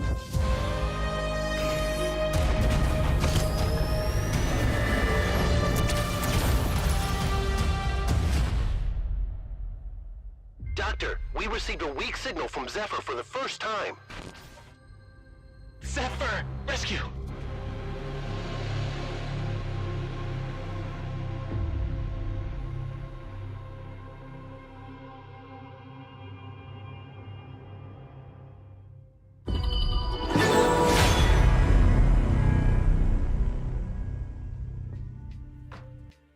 We have arrived. It's going to be the grand finals of the Americas region. Here with me today is Blam, and the both of us will bring you through this best of 5. Blam, how are we feeling? Very excited, especially after that last game between Leviathan and Malvinas Gaming, especially that game 2, right? That was some spicy gameplay. Yeah, really loved it. I like the creativity, the fact that we got to see so many debuts, right? We have the Guiguzi coming in, and I really like that pick. I mean, I can't stop gushing about it. But, you know, the past is the past. It is time to be living in the present. Grand finals, baby. I think what Kin's trying to tell us here, chat, is that he is a Guigutsu stan, right? I mean, you definitely want to be turning invisible and having that movement speed. It definitely would help with the commute to work. Oh yeah, for sure, right? I played a roam role a lot, so yeah, I really love to see representation in the roam heroes. Now, talking about the roles, let's talk about Influence Rage, one of the grand finalists, Sony on that clash, Raikou in the jungle, Cozy in the mid, Petroni in the farm, and Villau in the support/roam role. Yes, this is the representation from the Brazilian region. They are going up against the LATAM South. So it was obviously a battle of the South and the North in the last game, and South comes out on top, and that is Leviathan. But hey, we got to keep an eye on that Petroni, right? He's going to be looking for more pentakills this time around, Kim. But speaking of Leviathan, we have Maxi in the Clash lane, Andy in the jungle, the Mesh, double MVP, have to give him to the last series, Billy in the support role, and Destru in the farm lane. So here are the LATAM South representatives looking to bring it home for the LATAM region here and hopefully get their place into the play-ins. But that's what it's all about, right, Ken? Trying to get to that KC play-ins to fight off against Osiris Gaming and Tribe Gaming. Yeah, I like the fact that, you know, we're talking about a team from the South, because normally when you say things go south, it doesn't really go well. But if things go south, this is Leviathan's game to be had. And I'll be honest, I think this is going to be an absolutely kicker of a series, because there is potentially no stomp here. It is even between both teams. Yeah, I feel like Influence Rage we've seen at their maximum, right? Especially with that first best of 3 that we had yesterday against STMN. I really feel that STMN put them to their test. They really stretched them long and wide. But for Leviathan, I think they are still yet to be challenged. We saw a little bit of mercy on the battlefield in Game 2 against Malvinas Gaming, but they still came out on top. But here we are into the bans and picks. All right, let's see. It's the battle of the brains of the coaches as well. Now, bans, we have the Arlie, we have the Ming coming out from Influence Rage for good reason as well, right? With longevity, it's pretty hard to fight into a fight. Essentially, you're fighting 5v6. Likewise, Leviathan, what do they have?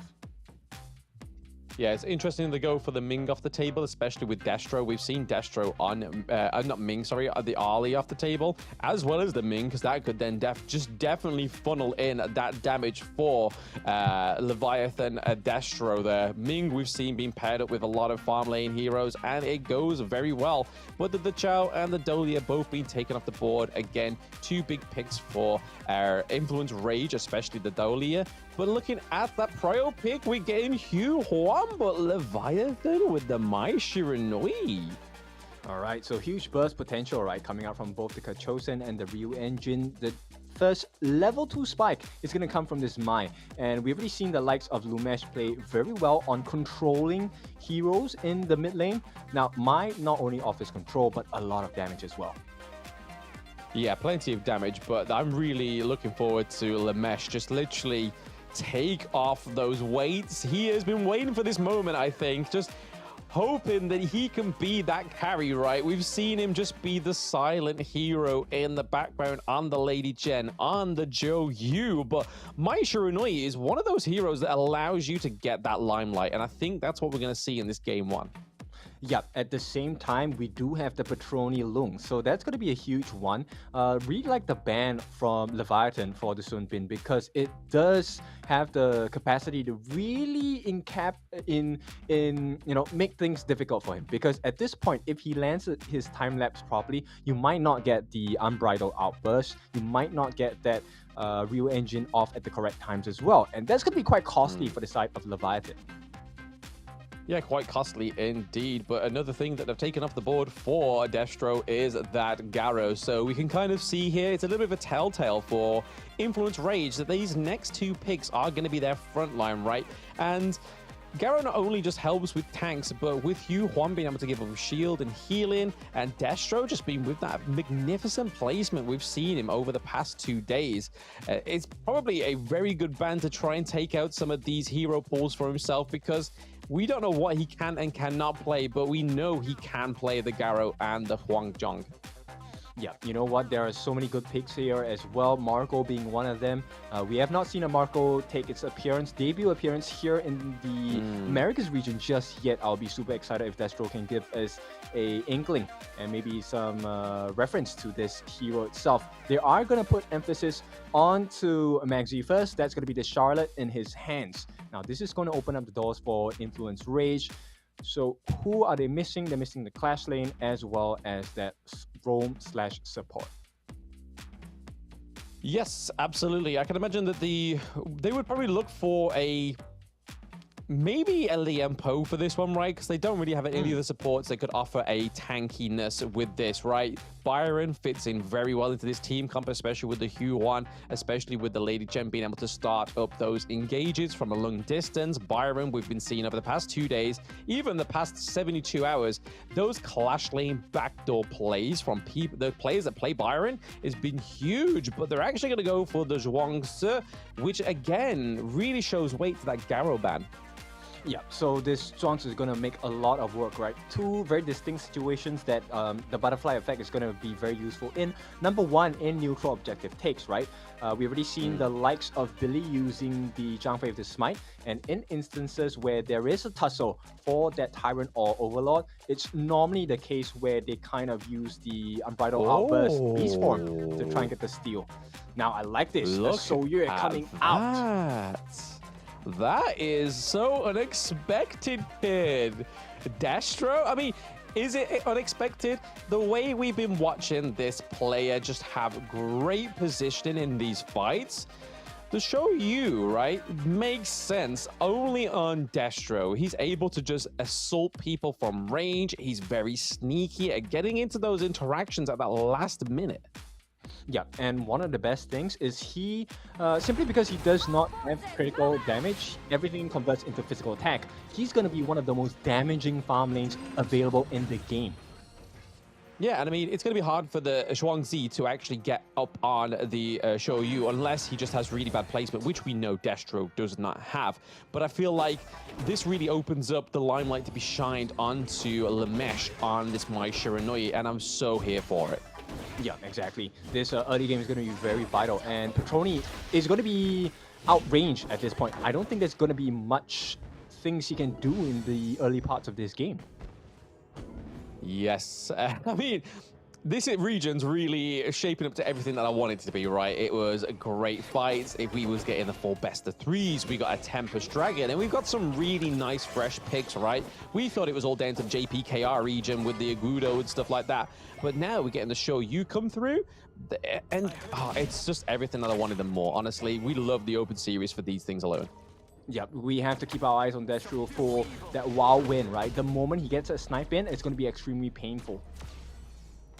Yeah, especially onto the squishy heroes on the side of Influence Rage, like the Lung and like the Lady Chen as well. Try dropping that Destruction Deluge onto the Shoyu. He's not going to be anywhere near you, right? Yep, exactly. And at this point, it's very glaring, right? how do they approach Destru? Because he is going to be extremely far away during the fights, and even if you expend the flash, it's going to cost you quite a lot. And not only that, right, we've seen Billy on the Zhong Fei. We made a point of this yesterday, Kin, that he was a very aggressive roam style support, right? He was able to be up and across the map, do damage, and that's the other thing you got to contest here. But speaking of contest, okay, Maxi is taking a lot of damage from the Byron here, but we get in Lamesh come through with the Mai Shiranui. First blood goes to Andy as well, and they are not looking to stop there. Reiku maybe a little bit overcommitted here. Cozy is trying to do a little bit of damage just to push away the side of Leviathan, because if Cozy was not there, it would have been trouble for them. That was a big bait. You could tell Leviathan were already aware of the rotations coming in from Influence Rage. So at this point, small wins, but it's something that could potentially turn into a much bigger problem later on. Yeah, definitely something that coming to fruition, but my gosh, Lamesh was able to just weave in and out of that fight, just like most of these great players on Mai Shiranui. It's just so refreshing to see somebody that's been playing mages for the past 24 hours come onto the Gorge right now and play that assassin. Though the hero that can get a lot of spotlight here, but Cozy is doing pretty well going head-to-head in the lane against the Mai Shiranui. Yeah, at this point, Cozy will not be caught out, but there are all 5 members transitioning down towards that farm lane. They want to put a little bit more pressure. They know that this Crimson Golem is being taken at this point.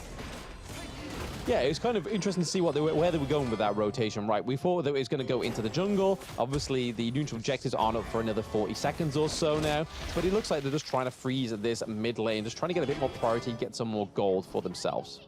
Yeah, very clear that they have communication, right? The Mai, Lumesh already backs up because the information from the Ogren, Mr. Andy, was that, hey, they are transitioning up towards the top lane. You should be careful how you're walking into the bush. Yeah, you don't do face checking those bushes with your face, which we've seen one too many times, and it goes horrible. But the path of passing goes through just to put a little bit of pressure on there, trying to steal that jungle camp from the side of Influence Rage. Getting a little bit of engage here into the mid lane. Potential battle here. We want to see that cameraman, please see what's going on. We see Charlotte rotating round as well, because that neutral objective is now just come onto the board. Yep, Cozy falling a bit low, will be up to scratch at this point, but Billy has already expended that beast form. This might cost them the fight if they don't take it rightly, but it's Leviathan, so no worries there. They secure it for themselves. Yeah, Tyrant going over to Leviathan is pretty immense, right? That damage coming from the Shoyu is going to be huge. But not only that, the Mai Shiranui is going to get that lightning rod effect on those abilities, get that chain lightning that's going to be able to try and make clearing these waves a little bit easier for her. Yeah, right now, in terms of the mid laners, it's really who gets their second core item first, right? Or their first core item in this case. You can tell, right? The Cozy, he's going for maybe the Frozen Breath or Mask of Agony, either one of these, or maybe even the Venomous Staff. But on the flip side, oh, hang on. Yeah, speaking of flip side, we do see that Raikou is a little bit in too deep there, but Lamesh can make a caught out. Oh, okay. The last hit comes from the Q1, but it seems like Leviathan's not happy with that result. They've lost one of their teammates, but there seems to be a little bit of a split fight here, a little bit of a duel in the wild west of that farm lane, as they're able to take that T1 as well. So they do lose lose a life, sorry. They do lose Lamesh, but they are able to pick up that T1. We see that Byron's able to activate that ultimate just to keep himself alive, but Andy is sticking around close. Path of passing coming through. Yeah, this is exactly what we expect out of the farm lane for Leviathan. So far, so good, right? I mean, we're looking at that goal difference. It's literally neck to neck, right? There is not much in it, but 2-1. Okay, we do see that Sony goes down. Maxi making the most of that T1 takedown now, thanks to the minions. So that is huge priority for Leviathans in these side lanes. Yep, so Leviathan just really tip-top of the game, right? They are making the waves and the rotations necessary to keep them at bay, but also secure farm for themselves. Yes, right now it's looking a little bit struggle here. You can kind of tell from Influence Rage's play, right? They're trying to just take some of these the jungle farm from the side of Leviathan, and that's all really what they have in their arsenal right now, because they have no priority in these lanes. We see that Lady Chen is trying to force the minions into the T1, but then we see that Maxi is on the ball. He's just playing macro very well. Yeah, here's the two things that I'm really concerned about. Number one, it's about the ultimates coming out from Bilal, right? And secondly is the ultimates coming out from Billy, because both of the ultimates are seriously important. Butterfly effect for Bilal will enable them to take a very good fight. Likewise, the same can be said of Billy. And so far, depending on how it goes, it seems like every time Billy expends that beast form, they will want to look for something. I have to give note to the rotations here on Leviathan, right? We're seeing that Lemesh is all over the spot. We see him up into the clash lane, forcing the minions into that T2. We saw him then go use the mechanic, the teleport mechanic, sorry, to go back down into the farm lane. But it looks like we are going to get a bit of a technical issue here for the side of Influence Rage, it may seem here. But we shouldn't be too long. Oh, no, it's not. It is a Destro that's having a bit of an issue. Yeah, not to worry at this point. You know, Leviathan, I think they have a decent control. Let's be honest, there's no one in the driver's seat just yet. But Leviathan, very close. Yeah, both of them playing it pretty much a little bit like a racing game, right? They're just kind of like driving next to each other, waiting for the last person to get that last nudge just to knock them over the edge, right? And right now, Billy is looking like he is going to be the victim to HoK once more, getting those last hits. But we see the Destro almost got caught out there by the Byron, but no, Lemesh comes through, saving the day. Destro has got a wild card for him, but while this is all going on for the T1 into the mid lane, we are seeing that Maxi's going for that great macro push. We're seeing for him for proxy farming those minions between the higher ground turrets and the T2, allowing that T2 to fall into clash lane. So once more, some great priority here for Leviathan. Yep, it's a very hard tunnel vision coming in. Yes, they lose the Crimson Golem, but they lose a T2 on the top, and this is quite punishing for the side of Influence Rage, right? Leviathan now, once the situation resets, they have so much more map control. Yeah, and this is the problem, right? This is hard spot to come back from. Yes, they're able to break into the T1, which we always say is quite crucial for your team. Is you should be keeping that alive, kind of like a little bit of a ground zero, right? Because you don't want to be giving over your jungle to the enemies. And right now, HoK is able to just kind of weave her way in. Raikou, as we know, has no fear, has been playing quite ballsy throughout the entire of this tournament. Yeah, and you can start to see the dangers of having a Sawyer in the hands of Leviathan, right? There is no one that has been successful in taking out Destro just yet. Yeah, Destro has definitely had a saving grace from Lemesh, right? If it wasn't for Lemesh, Destro would have gone down, but it looks like they're using the bait of this Tyrant here. Bilal looking pretty low. We see that Zhongzi is having to get try and get out there, but Destro getting caught out, as we were just saying that Destro has not yet been caught out. We see that Influence Rage is like, check please on Destro, he's mine. Well, he likes to prove us wrong, and once again, he has proven us wrong at this point. But Leviathan, I don't think they're suffering too much, right? They now put their attention towards that Overlord. Very good timing at this point, but with the debuff itself, right? It might be a little bit risky for them as the Shadow versions will approach and despawn at the 10-minute mark. I suppose it's just to give more pressure into these lanes, right? I mean, Influence Rage is definitely no short or stranger of the pressure they're suffering right now within these side lanes. They are able to take that T1 into the farm lane, but it looks like Petroni's trying to get that T1 into the clash lane as well, and he's able to get it right. So that means he's able to form up with the rest of Influence Rage. This could be a huge engage for them coming through. We have the minions, but the Vanguards are here to try and wipe them out, but they are not standing still. Cozy taking a lot of damage. Yep, that's a huge sign of relief for the side of Influence Rage. Now they even out the odds of the lane, so they can buy a little bit more time to really work on the other sides of the map as well. Right now, Andy's suffering, being pushed out of his own jungle by all, no, not really all, but 4 different members on the side of Influence Rage, and this is going to open up the doors for the Shadow Tyrant. Yeah, I feel like the tempo has been found here for Influence Rage because they are rotating like an absolute unit. They're able to get this Tyrant, the Shadow Tyrant as well, which is going to serve greatly for Petroni. And not only Petroni, but Cozy going into it. We've seen Lady Chen have massive amounts of damage, even secure MVPs for some of these players that are on the Gorge right now. But speaking of the Gorge, we see that the Unbridled Rage comes through. Byron straight into the back, taking out Lemesh. And it looks like it's not going to end there. Billy goes down as well. Billy go gruff. And we see the Conductor of Souls come through, but it's not going to be enough. Byron is able to take down Ogren as well. That has been a great way to get them back on the saddle. Influence Rage with a 3k lead. Yep, they found their groove, and Destro, he's going to try here, but I think he might be in a sticky situation. Yes, so we're seeing a potential invade here before Destro. He may be a little bit too lost for wears. We're seeing Sony coming in with a very aggressive dash there, trying to get the knock up, but there we go. Lady Chen, I think it was pretty much a ridden tail there for the side of Leviathan. Destro a little bit overextended. We are seeing that there's two members of Influence Rage trying to combat and take the high ground turret. Oh, Petroni getting the kill. Yeah, that's a huge turnaround for the side of Influence Rage, right? Leviathan, they just can't control Petroni, and this is why you don't give him the Lung, right? He's so sick on it. Yeah, the Lung is sick with the flow and the dragon, right? He's able to use this perfectly. I've already made quite a good note of Petroni being able to use that ultimate to perfection. But again, we're getting a bit of a split push here. High ground turret goes down into the clash lane for the side of Leviathan. So again, greatly pressed at the crystal. Influence Rage really putting their name to staple.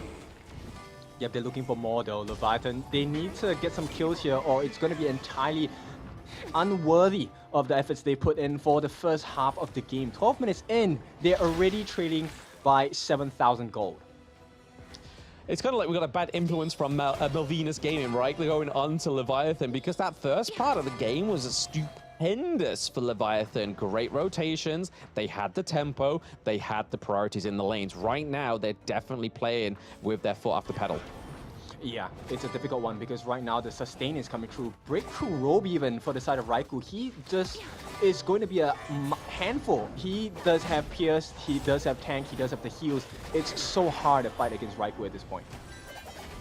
Yeah, we've even got Maxi playing on the back foot, right? We've been seeing some great macro plays from this player all the way for this game up until the 13-minute mark, but Maxi is now being forced to play at that 1 foot behind in a defensive position. But hey, sometimes I say the greater offense is a defense, right, Ken? Yeah, and you can see, right, the formula is working exactly how Influence Rage wants it to be, which is to have Petroni just essentially unbothered, right? They don't really have to care about him. He's free to roam however he wants in the fights. And when you give Lung so much space, he's going to be able to do too much damage to your front lines and your back lines. Yes, Leviathan's got to be really careful here that they don't give over the Shadow Overlord, but I don't think they have much choice as Petroni gets a last hit onto the Shadow Overlord here. We could see a huge engage. We see the Unbridled Outrage comes through from Billy. Andy looking like he's in trouble. There is no conductor amount of souls that you can do to save yourself in that situation, especially with the high ground turrets taken down. Shou has gone insta-kill of 80%. That is so much damage coming from Petroni right now. That is too much for the side of Leviathan to deal with.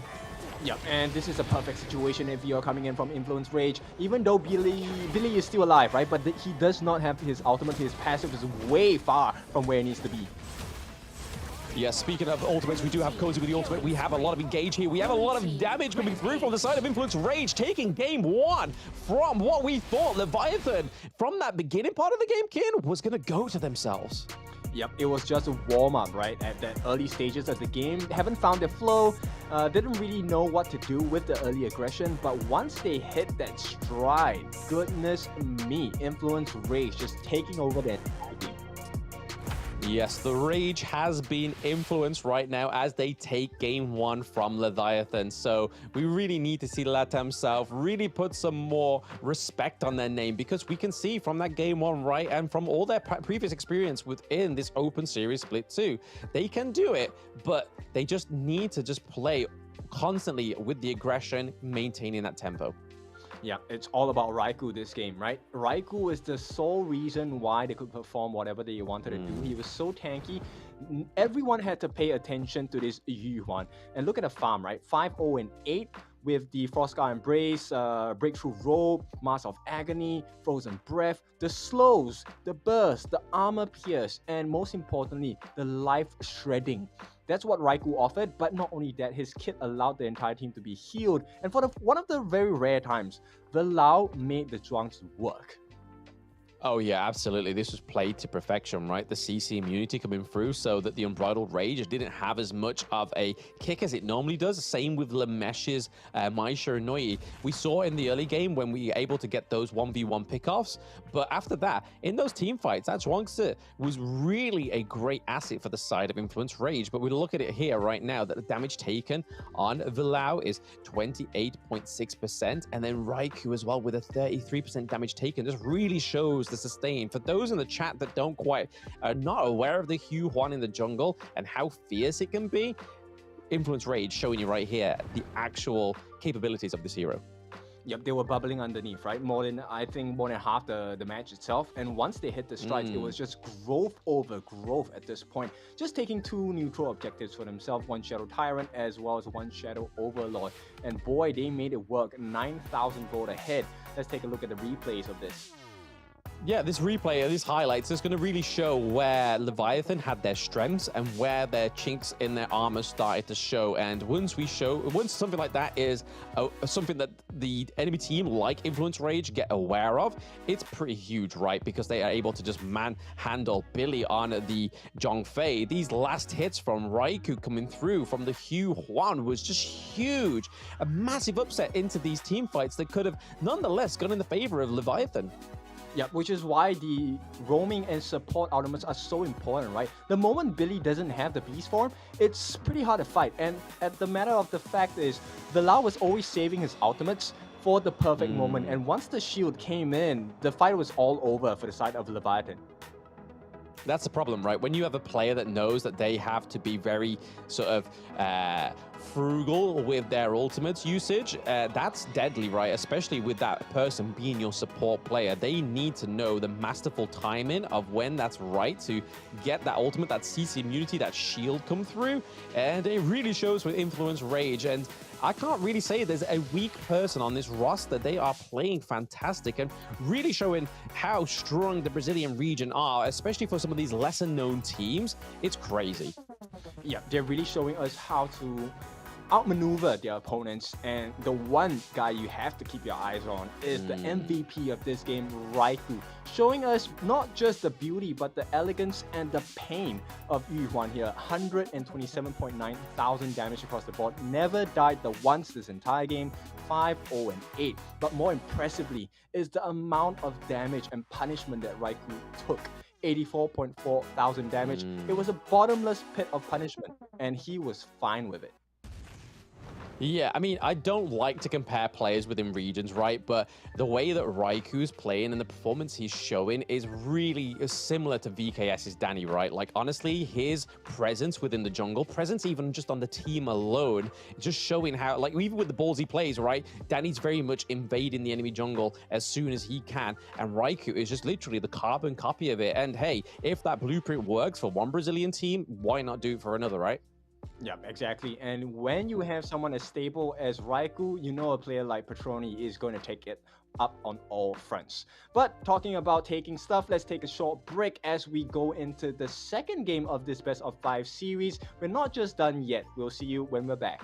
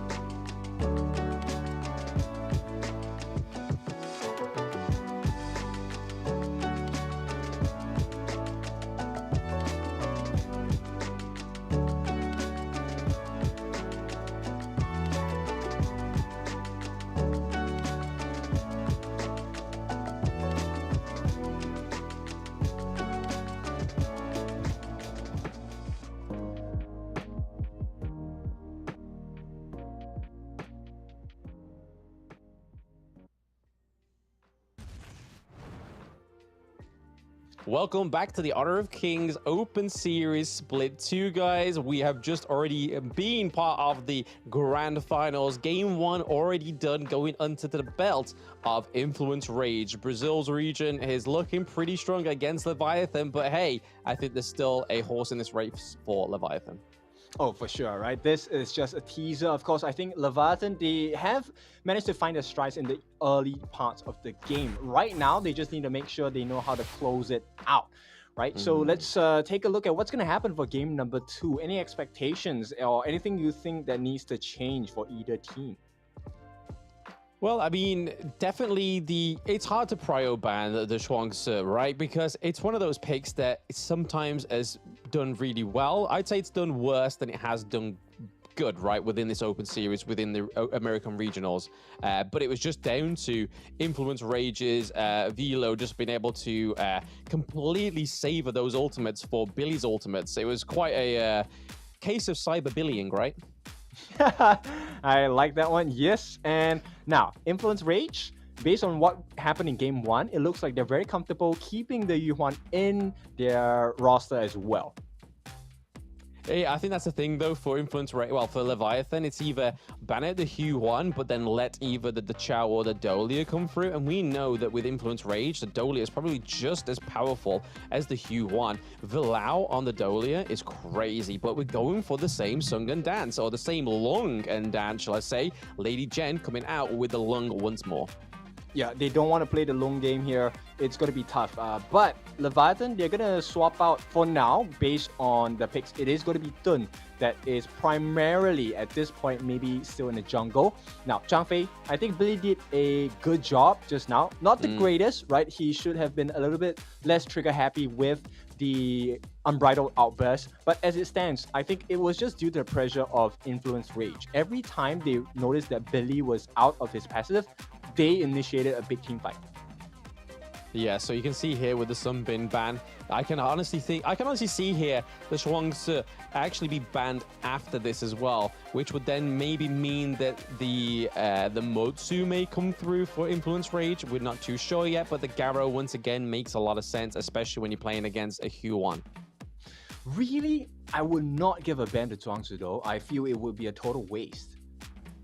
I mean, how Vilao played it last game was pretty huge, but right, I mean, they clearly don't think that it's going to be an issue. They ban out the Charlotte instead, which is a little bit of a weird one because it was actually Leviathan that had the Charlotte last game. Yeah, I think here's the game plan, right? So Leviathan, instead, if let's say they really do consider and pick up the Zhuangzi, here's the strat. Let's just make Vilao burn it early. That's the same thing that Influence Rage was doing to Billy on that Zhang Fei, right? So billing him out of his ultimate, just making sure that it doesn't is not an option in the team fights. So they could pull out the same type of gameplay against Influence Rage. Yeah, I mean, the Byron's still up on the cards, right? The Byron could still come through. Hey, there it is. Why not? If it ain't broke, don't fix it. So we could still potentially see the same comp as last game. Maybe they're going to run it back for a second game, right? See if Leviathan can beat it. Or is it just going to be that fork in the road that they just can't travel down? And they are. They're going for the same team comp. 2 games in a row. Hey, that is a true testament. If it ain't broke, don't fix it. Yeah, so at this point, Leviathan, they have to be really careful. And here we go. This is going to be the debut match for the Marco Polo in the hands of Destru. And I like this. Like I said, I play a lot of Marco. I can see the value of him in this match. But once again, the butterfly effect needs to be burnt out early if they really want to make this composition work. Yeah, absolutely. We see that Lamesh gets the Mai Shiranui again, but now that he has a little bit more of a solid front line, because we know Dune can actually soak up a lot more damage than Jorgren. It doesn't take as many items as well, because he's just naturally tanky, can do a lot of damage as well. The shield coming through is a great asset of Dune also, but then when you pair it up the Marco Polo, like you say, is a great counter for the Lung. The Resplendent Revolver are going to be very useful in the team fights because not only does it stack up, it also allows you to deal true damage as a Marco. Now, his 1v1s against Lung, Petroni, is going to be a skill battle. And looks like Petroni is suffering quite a bit. Look at the damage he's taking already. Yeah, taking a bit of a beating from the early game. Marco Polo, he has the cleanse on there as well to obviously make full effect of that fevered barrage. And we've seen Lamesh again, same song and dance with the Mai Shiranui landing those trick shots as well, making sure just to get as much optimal damage as possible. We've seen a few rotations here from both of these mid lanes. More so, we see for Lady Jen trying to get a bit more farm, but it seems like Lamesh is looking for an engage into that bot lane. Yep, they need to make life difficult for Petroni. Like we mentioned in Game 1, he has essentially literally been left untouched, and they need to change that state of the game. Yeah, I mean, Petroni, right, he's always a very silent player in the very early parts of the game. Beginning, mid-game, he doesn't quite just get there, but it's generally that late game where he shines. We kind of forget that Lung is on the Gorge, and then all of a sudden it's like, oh, Lung is on the Gorge. We didn't realize. He's been playing it very silently. It's the same with the Lady Chen. Yeah, you know, and it's not a nice surprise when a Loom jumps up on you, suddenly with 3 core items ready to just lay the pain down. Yeah, I mean, I wouldn't like a dragon laying it on me, to be honest. They're coming out of the sky, just like, oh, there's a dragon. Oh, there wasn't one a second ago, but we've seen a little bit of a clash here into the mid lane. We're seeing a 3v2. Okay, so we didn't get to see that. Hopefully the replay will cover that part, but Raikou getting the first blood for the side of Influence Rage. All right, everything status quo. This is the first blood. Oh my goodness, the tragic beauty. And of course, the final last hit, allowing them to get the kill onto Andy. And this is not where you want to be if you're from Leviatan. But for Raikou, this is perfect. It's the only problem, right, with early levels Dune, he doesn't have quite as much tankiness with him. The only way he has out of a team fight is his own Aruli Blade. So we just be able to chain blade out of there and then hope for the best. But when you're slowed, when you can't do anything, when you've just been literally attacked by 3 mages effectively, it's hard to get out of there. And really showing it, Influence Rage getting the first blood. Yeah, and this is going to, or rather, this is what makes me curious, right? What kind of build does Andy go for? Because he needs magic resist. It's not going to happen now. Andy caught in between 2. Yes, Andy caught very much in the deep there. Lamesh is trying to kick back Raikou into the T1, but Andy's already taken a lot of damage. There we go. Shuangsu getting another kill. But he obviously should have really gone over to somebody else, but hey, when you're trying to claim some kills here, trying to get that early game dominance, what does it matter? Yeah, it doesn't matter because they already have a 1,000 gold lead. And Bilal with the butterfly effect not only allows them to dive that much deeper, but it also allows them to continue the rotation. So you can see very active across the map for Influence Rage. Yes, Influence Rage influencing the Gorge so far, having a lot stronger early game than that game 1. Really putting this same team comp, but to a second notch, right? They were definitely not playing it this well in game 1. The rotations are coming through very fast and very furious. Yep, at this point, close to the 4-minute mark, which means the first neutral objectives will be spawning soon. I don't see how Leviathan is going to be able to contest this Tyrant.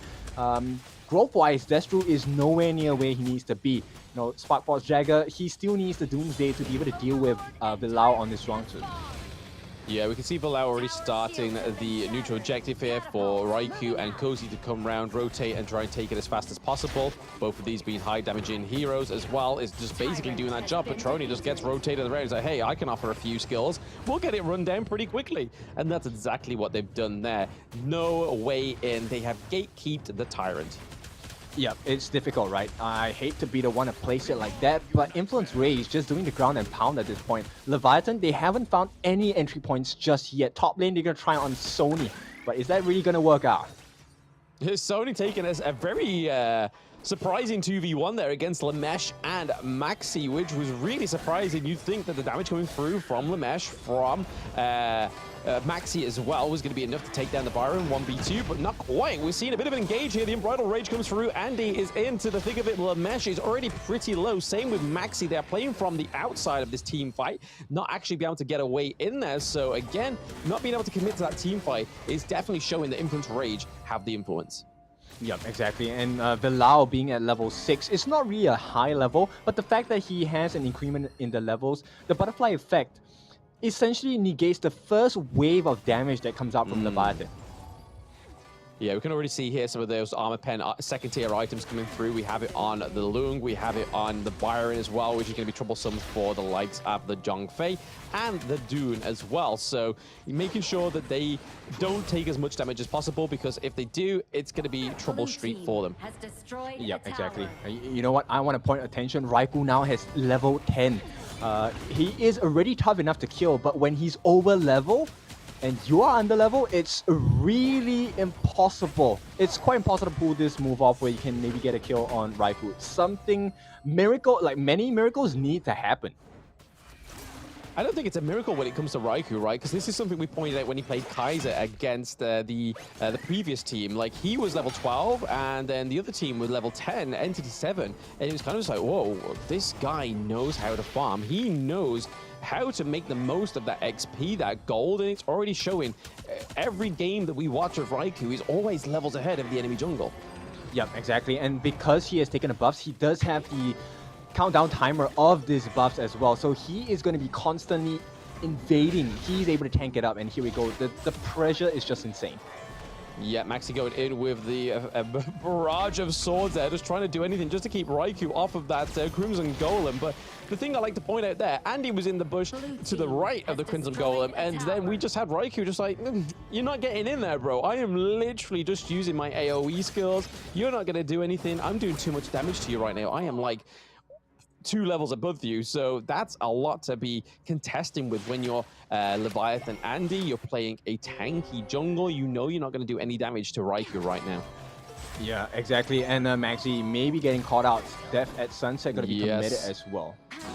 Tough to watch. Sunset you need to use to get out of there, and Lamesh is doing the same thing. He's having to dip, dive, and dodge to get out of there when using the Mai Shiranui. Raikou again with his MO ballsy plays. He's able just to go in the level 1 dive. Not level 1, the tier 1 dive, sorry.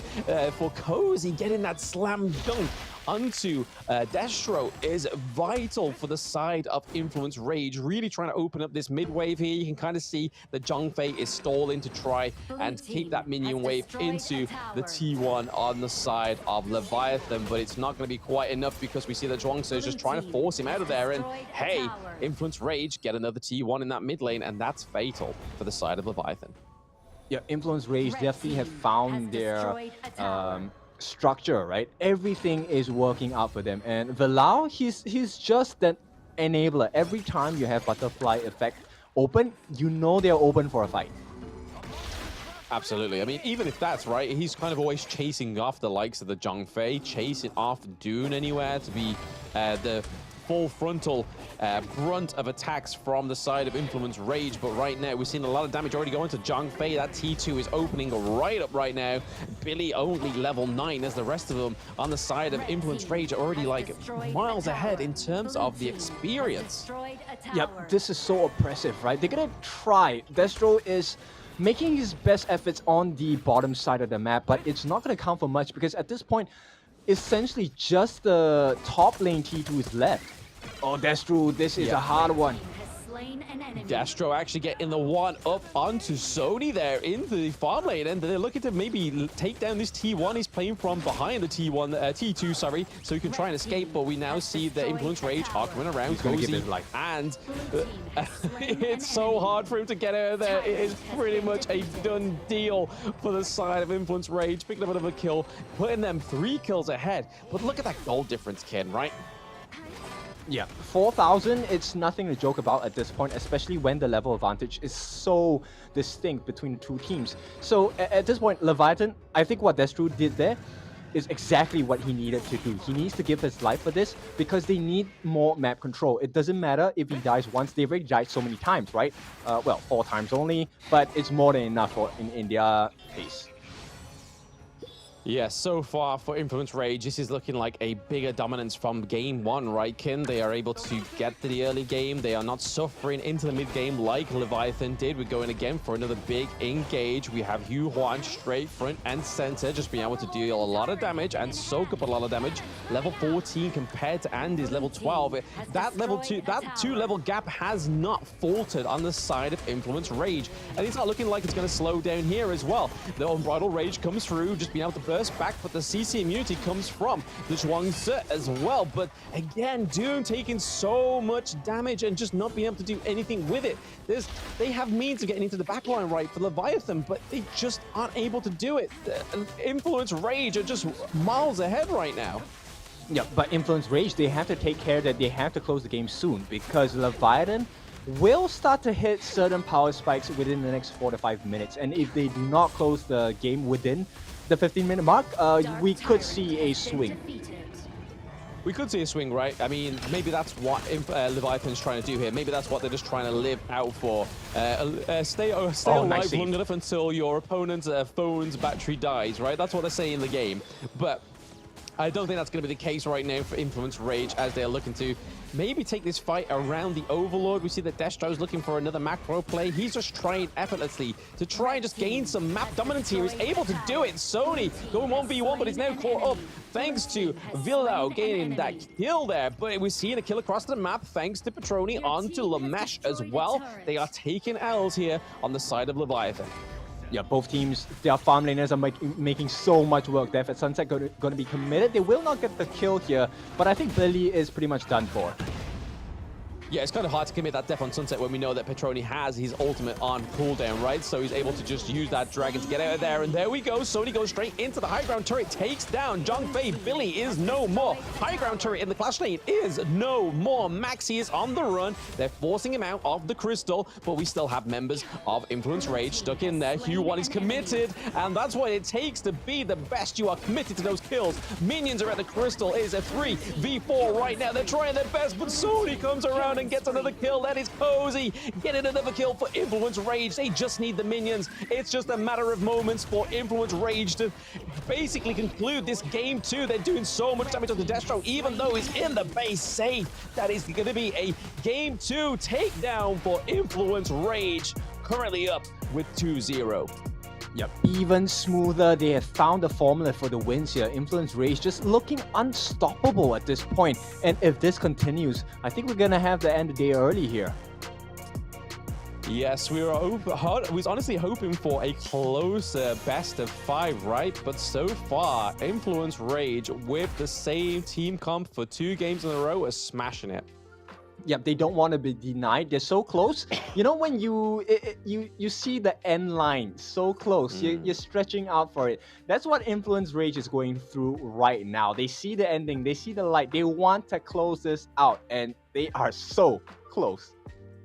Very, very close, right? I mean, they just did not let the gas go off the foot there. The foot off the gas, sorry. Whoa, that was a brain puddle if a blam there. But they didn't let the foot get off the gas there that entire match, which was the problem that Leviathan had in that game 1, right? They had the great early game. They just kind of left that foot off the gas, and then all of a sudden, it was Influence Rage just putting their foot down like, hey, let me help you drive this car. We're going to take this game 1, baby. And exactly the same in game 2. Just no lead for Leviathan at all, unfortunately. Yeah, one of the unfortunate things for them was that Raikou was the one that got the first blood. As we take a look at their items later on, Raikou with the first blood, which meant that he was accelerated in growth. He was able to get that Frostguard Embrace really early on. And when you're dealing with a team that has so much physical damage, the Frostguard Embrace makes its money's worth, because not only do you have the tanky and the defenses coming in from the item, you have the attack coming in from the passive as well. Absolutely. It just wasn't quite enough for Leviathan to make any gains of that game 2, right? They had the likes of the Elaine, they had the likes of the Maisho Nui, but there was just no means of letting them, or even just Influence Rage, just gatekeeping to the point where they weren't going to allow them to get into the back line. Even though they had the means to, they were just completely denied. Yep, let's take a look at the highlights here. So this was one of the main things that really costed them the game, which is the first blood, which landed into the hands of Raikou. And when Raikou gets the advantage, he has so much range, the ability to deal so much damage. But the best part was the fact that they could just keep the lid onto Destru. He got a couple of kills, sure, came with a couple of turrets as well. But at this stage of the game, when your Marco is not there, essentially it's game over. Yeah, it literally was a case of Marco, Polo. And nobody responds. Marco, Polo. No one could find him, right? There was just like, oh, he's trying to split push, which At the end of the day, right, we've seen it many times with teams like STMN, where one of their team members tries to get the macro so they can kind of try and formulate some late game victory for themselves. Because like you were saying there, kid, if they don't close this out, the side of Influence Rage, that is, within that first 15 minutes, then they may have a problem on their end. But I'm pretty sure they knew that in the back of their mind, because how they played, not taking a foot off the gas at all, was huge. Yeah, exactly. Yuhuan is a person that, you know, if you give them a good lead, they're going to snowball really hard, because Yuhuan has the ability to take multiple camps at the same time. And boy, the team enable him. They help to clear the lanes, they help to clear the jungle camps a little faster and give Raikou that last hit as well. So he was just having a free day on both ends of the jungle. And Raikou with a lead with Yuhuan, no joke. Yeah, it did seem like a bit of a buffet for Raikou, right? He was able to get that 2-level lead for the entirety of the match, even when we saw it very early on that he had or way ahead of Andy. But speaking of being way ahead of ourselves, we aren't going to get there just yet. We're going to take a quick break, guys, before we get into potentially the last game between Influence Rage and Leviathan. You'll have to stay in the chat to find out. See you soon.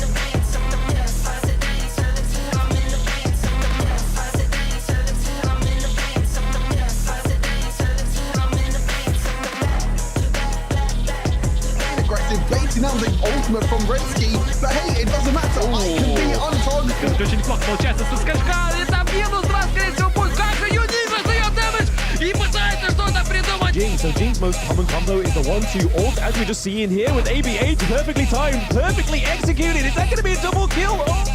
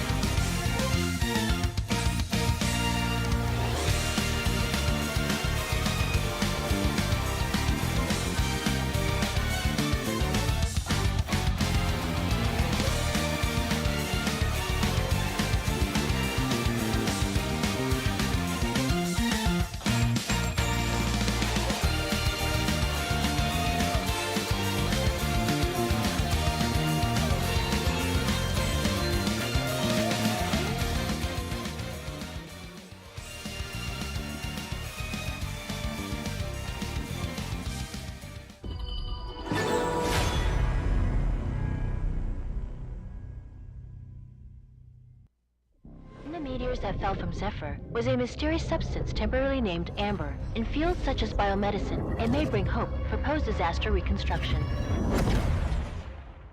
The possibility that they're still alive is practically zero. This is our only chance to save them.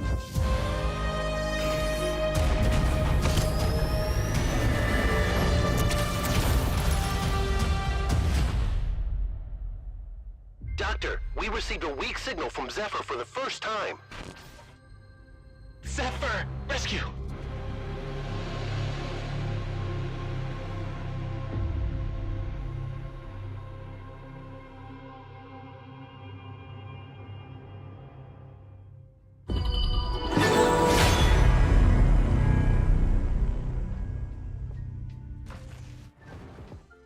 Welcome back. That was a quick break. Now we're going into game number 3. Can we see the comeback potential, or will Influence Rage just end it all in this potential last game of this series? Lem, what do you think?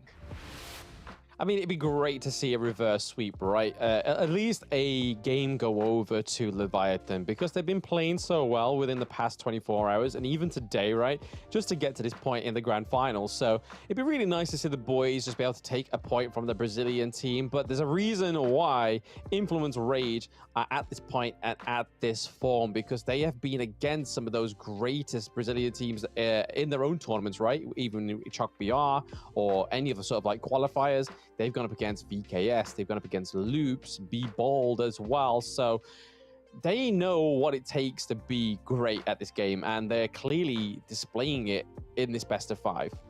Yep, exactly right. End of the day, in competitions, almost is never enough. So they need to put in a little bit more work on the side of Leviathan, and maybe try searching for a bigger weakness on the side of Influence Rage. Now, Influence Rage, they're going to kick things off with the ban on Ming and Arlie. We've already seen Destro very strong on the Arlie, very strong on the Garo, and both games thus far, they have been banned out.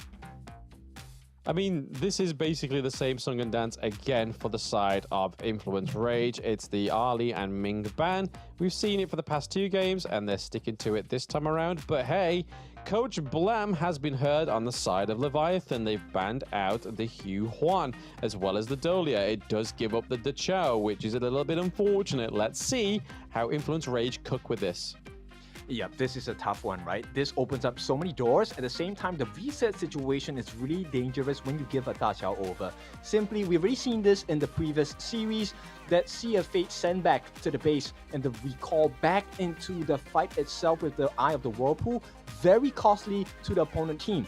So Leviathan, they are going to pick up their own Lady Chen this time, along with the Ogryn. Ogryn seems to be a staple pick. I'm not sure if this is the best one.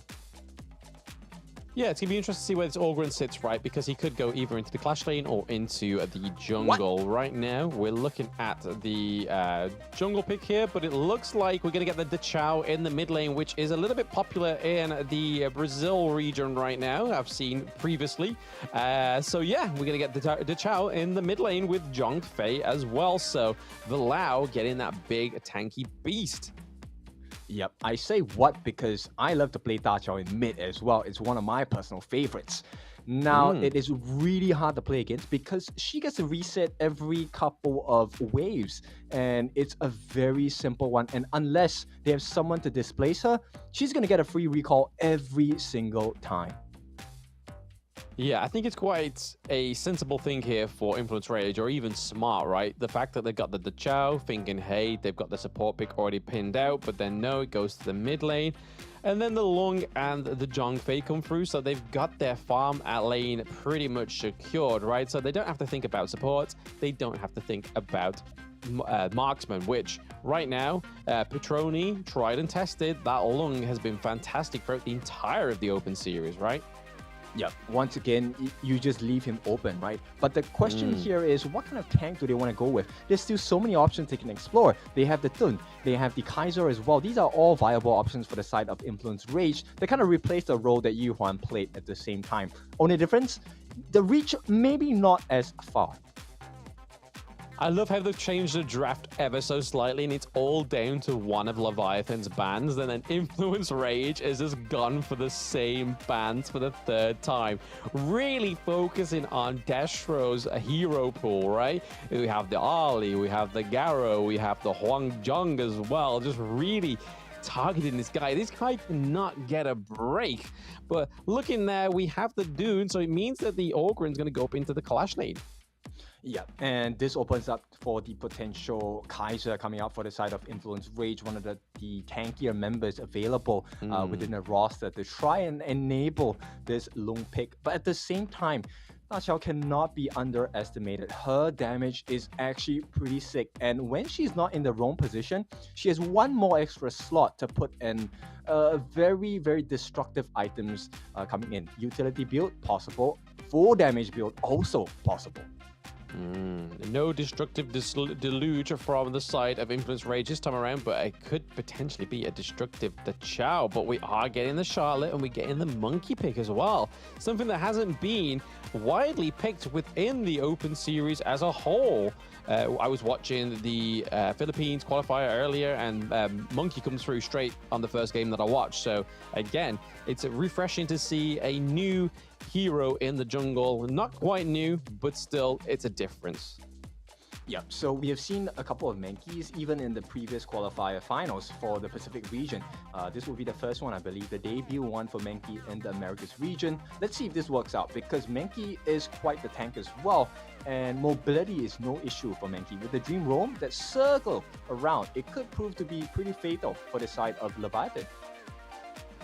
Yeah, it also can be quite tanky, right? I mean, onto the side of Influence Rage, the tankiness is really going to come from the Zhongfei and the Monkey. They're going to have the Charlotte to try and get into the backline there, especially onto the likes of the Lady Jen and also the Lady Sun. But I have to say that Leviathan are cooking here with the Orgrim, with the Dune pick as well. And they have obviously the Modsu, which has been banned once, I believe, in the game 1, but didn't quite come through in game 2.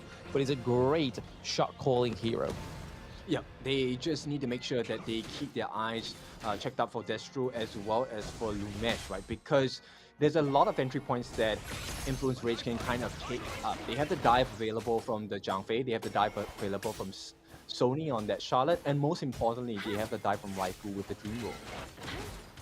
Yeah, it's quite unfortunate that Lumesh didn't quite get his time to shine on the Mai Shiranui, but hey, if you know what works for you, get that Lady Chen and then just give it all over to Destro, right? We've known time and time again for Destro to have a fantastic performance in the farm lane, so why not give it a go? You're literally teetering on the edge of losing that 10K $10,000 and losing your chance to get into that KC play-ins. Yep, so at this point, looks like they have managed to get the invade through. So Influence Rage, they start off with one of the camps being stolen. This is a great start for them. Yeah, so far so good. The Chow really showing and holding her own in that mid lane, but Lumesh is definitely just negating that minion wave, so we can hope for maybe either some sort of roam or just maybe a replenish from Lumesh while they wait for that next minion wave to come through in the mid lane. But we see there the recall comes from the Chow, but nobody takes it. But Dune here potentially looking for a engage. Yeah, they're going to match each other's moves at this point. Raikou going to keep pace with Andy as well. Both of them are level 4. No big difference in EXP just yet. Not just yet, but if it's going to be tried and tested, and we know how Raikou plays, he could be ahead of 2 levels before we even know it, right? We see the Cannon Blast come through there, trying to stop the engage from the Chow, but not quite enough. A lot of damage going on to Billy there. That's quite risky on the side of Leviathan, but okay, the Chow getting caught out here. First blood goes over to Leviathan. Lumesh is back to basics right now. He's able to get that first blood. Yeah, this is a rare mistake from Cozy, right? This is going to open up the doors for Leviathan. They're going to access that Azure Golem as well. Now, Raikou is going to have a case of his own medicine here. Oh yes, they're able to still maintain that Azure Golem though, so that's probably the better part of the objective for Influence Rage, is just making sure they're able to procure their own Azure Golem and not give it over to the side of Leviathan. But that was a nice Cannon Blast we saw there from Billy trying to stop Zhongfei going in, but it was still a non-starter. Yeah, they need to be careful for the side of Destro here. The wraparound is coming. Wraparound coming there. We see Billy there as well. Destro in with Petroni and Villau. Is it going to be a takedown? Yes, it is. They are able to get that takedown back, but it is a 1-1 trade, though. Raikou does fall, but they're able to take out Destro, which, when we think of a late-game hero like the Lady Sun, this is where we kind of put those pit stops on the Lady Sun. Yep, a little of a stunt down here, and it looks like Sony will have eyes on the Maxi and Lumesh, so he knows that there are there is a numbers advantage at this point for the side of Leviatan in the top lane at least. Yeah, speaking of numbers advantage, there's not really an advantage in that gold lead, though. They are pretty much neck and neck at that 9.7k goal. But okay, Destro coming through with a kill onto Petroni. But here we go, Raikou is getting that revenge tour onto the side of Leviathan right now. Billy uses the Cannon Blast to try and escape. Lamesh giving out some damage with those abilities from the Lady Gen. Yeah, so at this point, nice catch. Once again, that's how they caught him out with the things inside the box. But that means there is no thing inside the box for the first neutral objective of the game. Now, how is this going to impact Influence Rage and Leviathan? That's the big question here. Yeah, we're already seeing that Leviathan's going for that Tyrant, right? They've been starved of the Tyrant for the past 2 games, so they need to start getting those neutral objectives under their belts just to try and get that priority in the early game. But just because Leviathan's able to get that priority doesn't mean they're always going to maintain it, right? That was their mistake in game 1, Kin. Yeah, at this point, even with the first neutral objective, they're still very close in gold. Still very close in gold. The either Whirlpool does come through there as well, just bringing Charlotte down to that bot lane and able to get that T1 as well, because that was a great call. They have no minions in the clash lane, which enables that Charlotte is free, because otherwise she would just be there clashing away with the Orgren. So good call there from Influence Rage. Yeah, big win here. So they do make the difference marker here. It is going to be a goal lead for them. Even though they lost that first neutral objective, they can start working towards the top lane. Everyone is going there now. Yes, Charlotte here. Sony and Maxi already having a little bit of a brawl here, trading blows with the path of passage, sorry, from the Orgren. And there we go. Andy is trying to take the Crimson Golem as well. Manages to do it. There's that dream roll from Raikou, keeping him out of there, keeping him safe. Those bubbles are meant to be keeping him safe, but they are also deadly. Yeah, Dream Bubble, actually one of the underrated skills that people always underestimate, right? When he throws it out, it does deal a considerable amount of damage. And at this point, Raikou is level 9. And with the level differential, it is going to be quite painful. Quite painful indeed. And what is also painful is Zhongfei taking a bit of damage there from Andy and Billy. Billy's still in the bush there. There comes the Cannon Blast. There is no Unruly Blade to come through just yet. From the side of Leviathan, we have the Chow here. Cozy looking to give a hand to the Zhongfei. But again, we're seeing some pressure from Leviathan, Ken.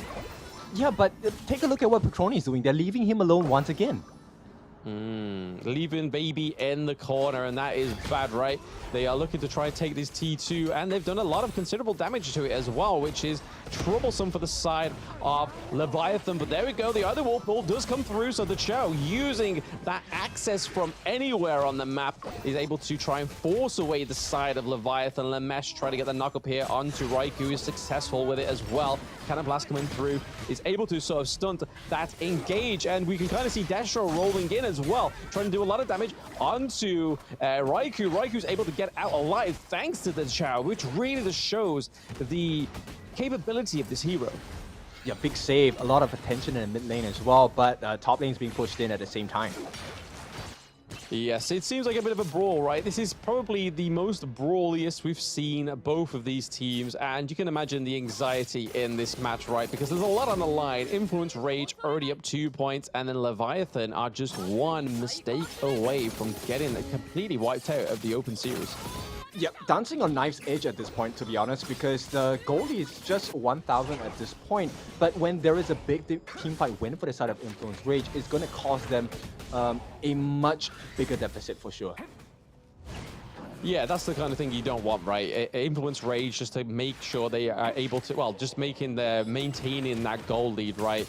That's the kind of thing that Leviathan need to do in this early game. We are going into the 8-minute mark. Raikou going 1-to-1 with Andy. They're already a level ahead. We see that Sony's coming in with the engage as well. The Umbrella Blade comes through to save the day for Andy. The Overlord's coming through. Are they going to steal it? Oh, it is going to go over to Influence Rage. No crucial kill theft coming to the side of Leviathan.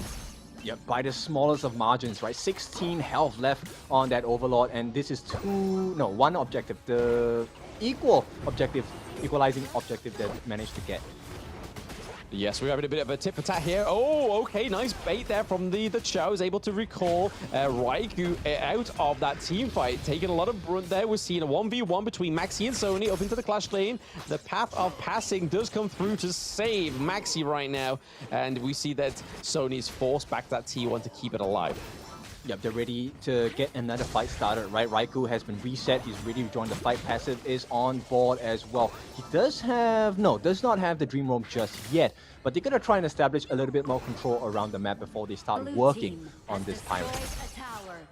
There we go. The T2 does fall for the side of Leviathan, which can only cause for disaster right now. We're seeing also that Petroni's able to build the Eternity Blade, as well as looking to build a armor-piercing item for the likes of the Dune and the Orgrim. But again, easy work made of those neutral objectives. Second one going over to Influence Rage.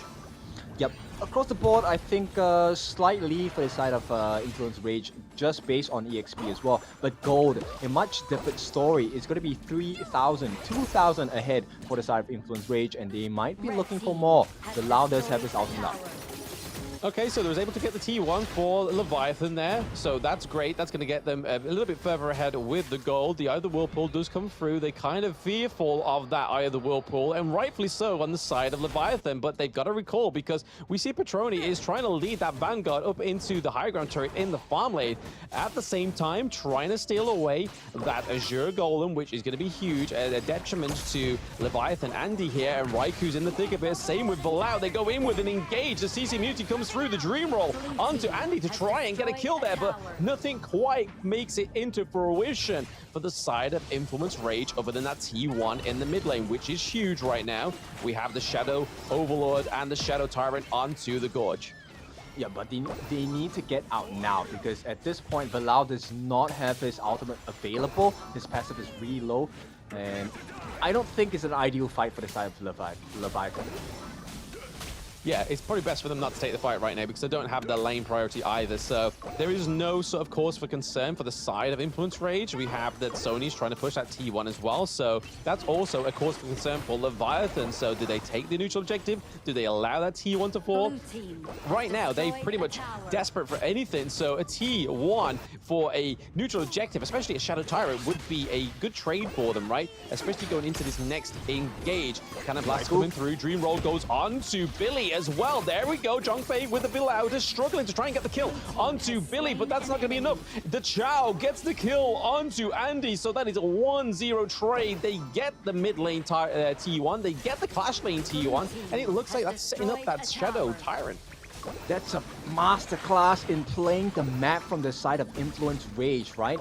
You pull them in, reset the Tyrant, and allow Sony to really just make the world's difference on the top lane, and also using the Eye of the Whirlpool to make sure that he's able to join the fight as well. Very good play coming out from Influence Rage. It's that thing you can't sort of abandon, right? With the Chao, you can kind of say, oh, well, Charlotte's taking that T1. That means she's going to be absent from the team fight. Then you forget that the Chao has the Eye of the Whirlpool, and then all of a sudden, that goes out the window. And right now, it looks like the Leviathan are really being sort of caught on the back foot. Yep, guys, if you're playing ranked games with me, that's what I'm looking for, right? We're not looking for fights, we're looking for control. That's what we want. That's how we win the fights. Absolutely. I mean, it's working for Influence Rage, so those watching in the chat definitely do the same as them. Billy looking pretty low as well. I think that is going to be a kill onto Billy. He's able to get out with just a little bit of life. Petroni flushes in. It is going to be a trade for the side of Influence Rage. That is a 2-1 trade. That is very good for the side of Influence Rage. We still see that Valau's just gone down. It is now Cozy, Raikou, and Sony still up. The high ground turret in that clash lane is still alive. Yeah, but look at what they have done, right? So yes, Leviathan win the team fight, but what can they do now? There's nothing left to do but to defend. They can't even push.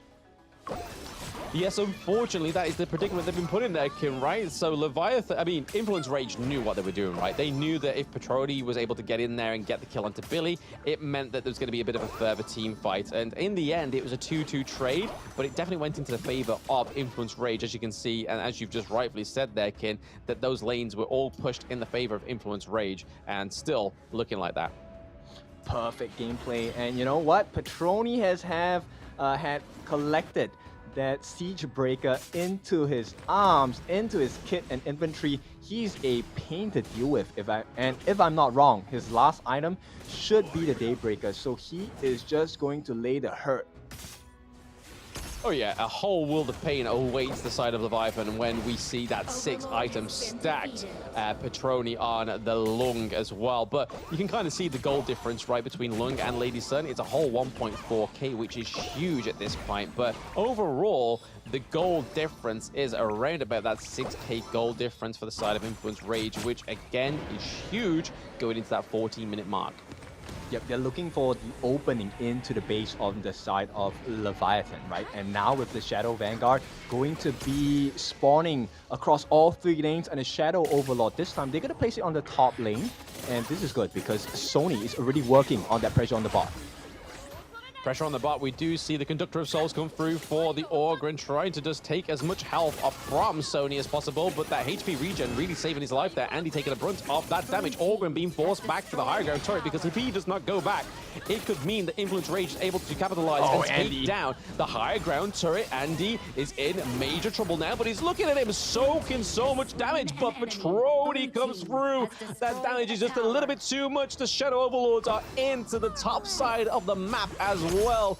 And Leviathan kind of looking like a deer in the headlights right now. Their access is at the base. The Eye of the Whirlpool does come through once more. Everybody's here on the side of Leviathan, and everybody's going down on the side of everybody's here on the side of Influence Rage, and Leviathan is going down, and the Vanguard is here. Double kill it is. Not going to be an ace, but Influence Rage confirm their place into the KC play-ins. Welcome, boys, representing Brazil.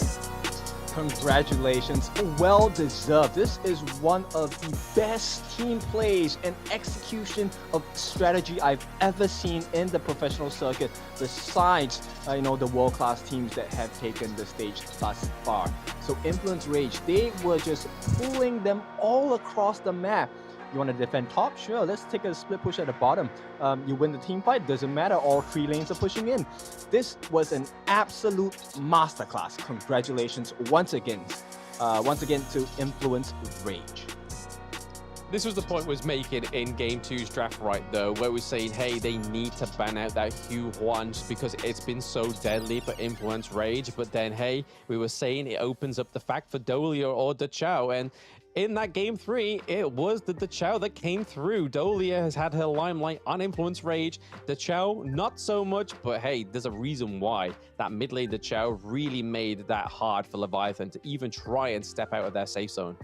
Yep, if you're looking for good strategies, looking for good synergy, Influence Rage, a team you definitely have to learn from. And my goodness, the performance they've put today, not just today, but for the past 2 days, has been spectacular.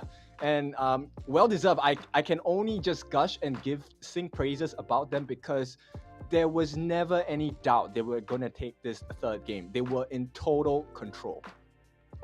But it's crazy to think, right? I said this to you before the stream, that Influence Rage had their hardest challenge on day 1. They were able to overcome it. The rest of the tournament was a bit of a breeze for them. So to have that challenge on day 1 is something that a lot of these teams not even exposed to at this point, right? But for Influence Rage to take Stamina STMN, 2-1 after a grueling 22-minute match, and then just absolutely control the rest of the Open Series, just means that they definitely have the salt worth getting into this KC play-ins. Yeah, even though they lost a couple of kills at the start, you were very confident in the ability of Influence Rage to kind of turn the game around. They never really lost that goal lead, even when they were down by kills. And I just want to say, Petroni, he is so aggressive.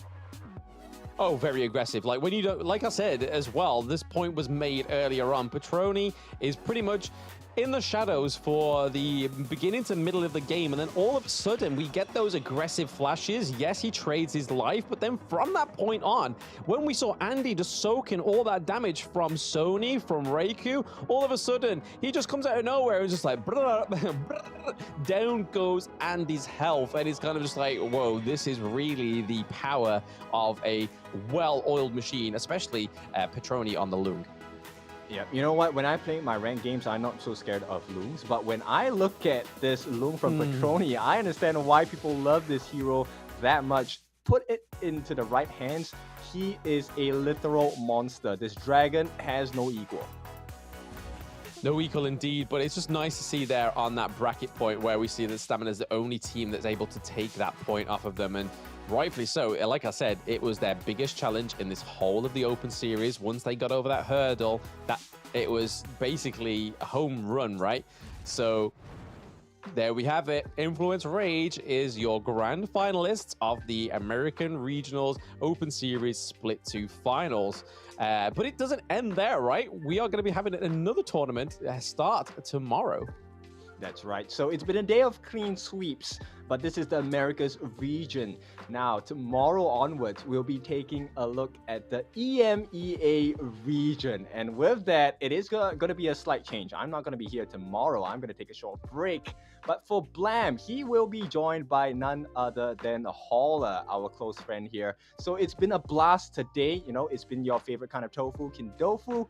And of course, Blam, I think we've had a wonderful 4 days together thus far. And I look forward to seeing you guys on many more to come. But yes, thank you very much, guys, for tuning in to the American Regional Finals. I've been Blam. This has been Kin. And we will catch you at some other point. But I'll be seeing you guys tomorrow for the start of the EMEA. Take it easy.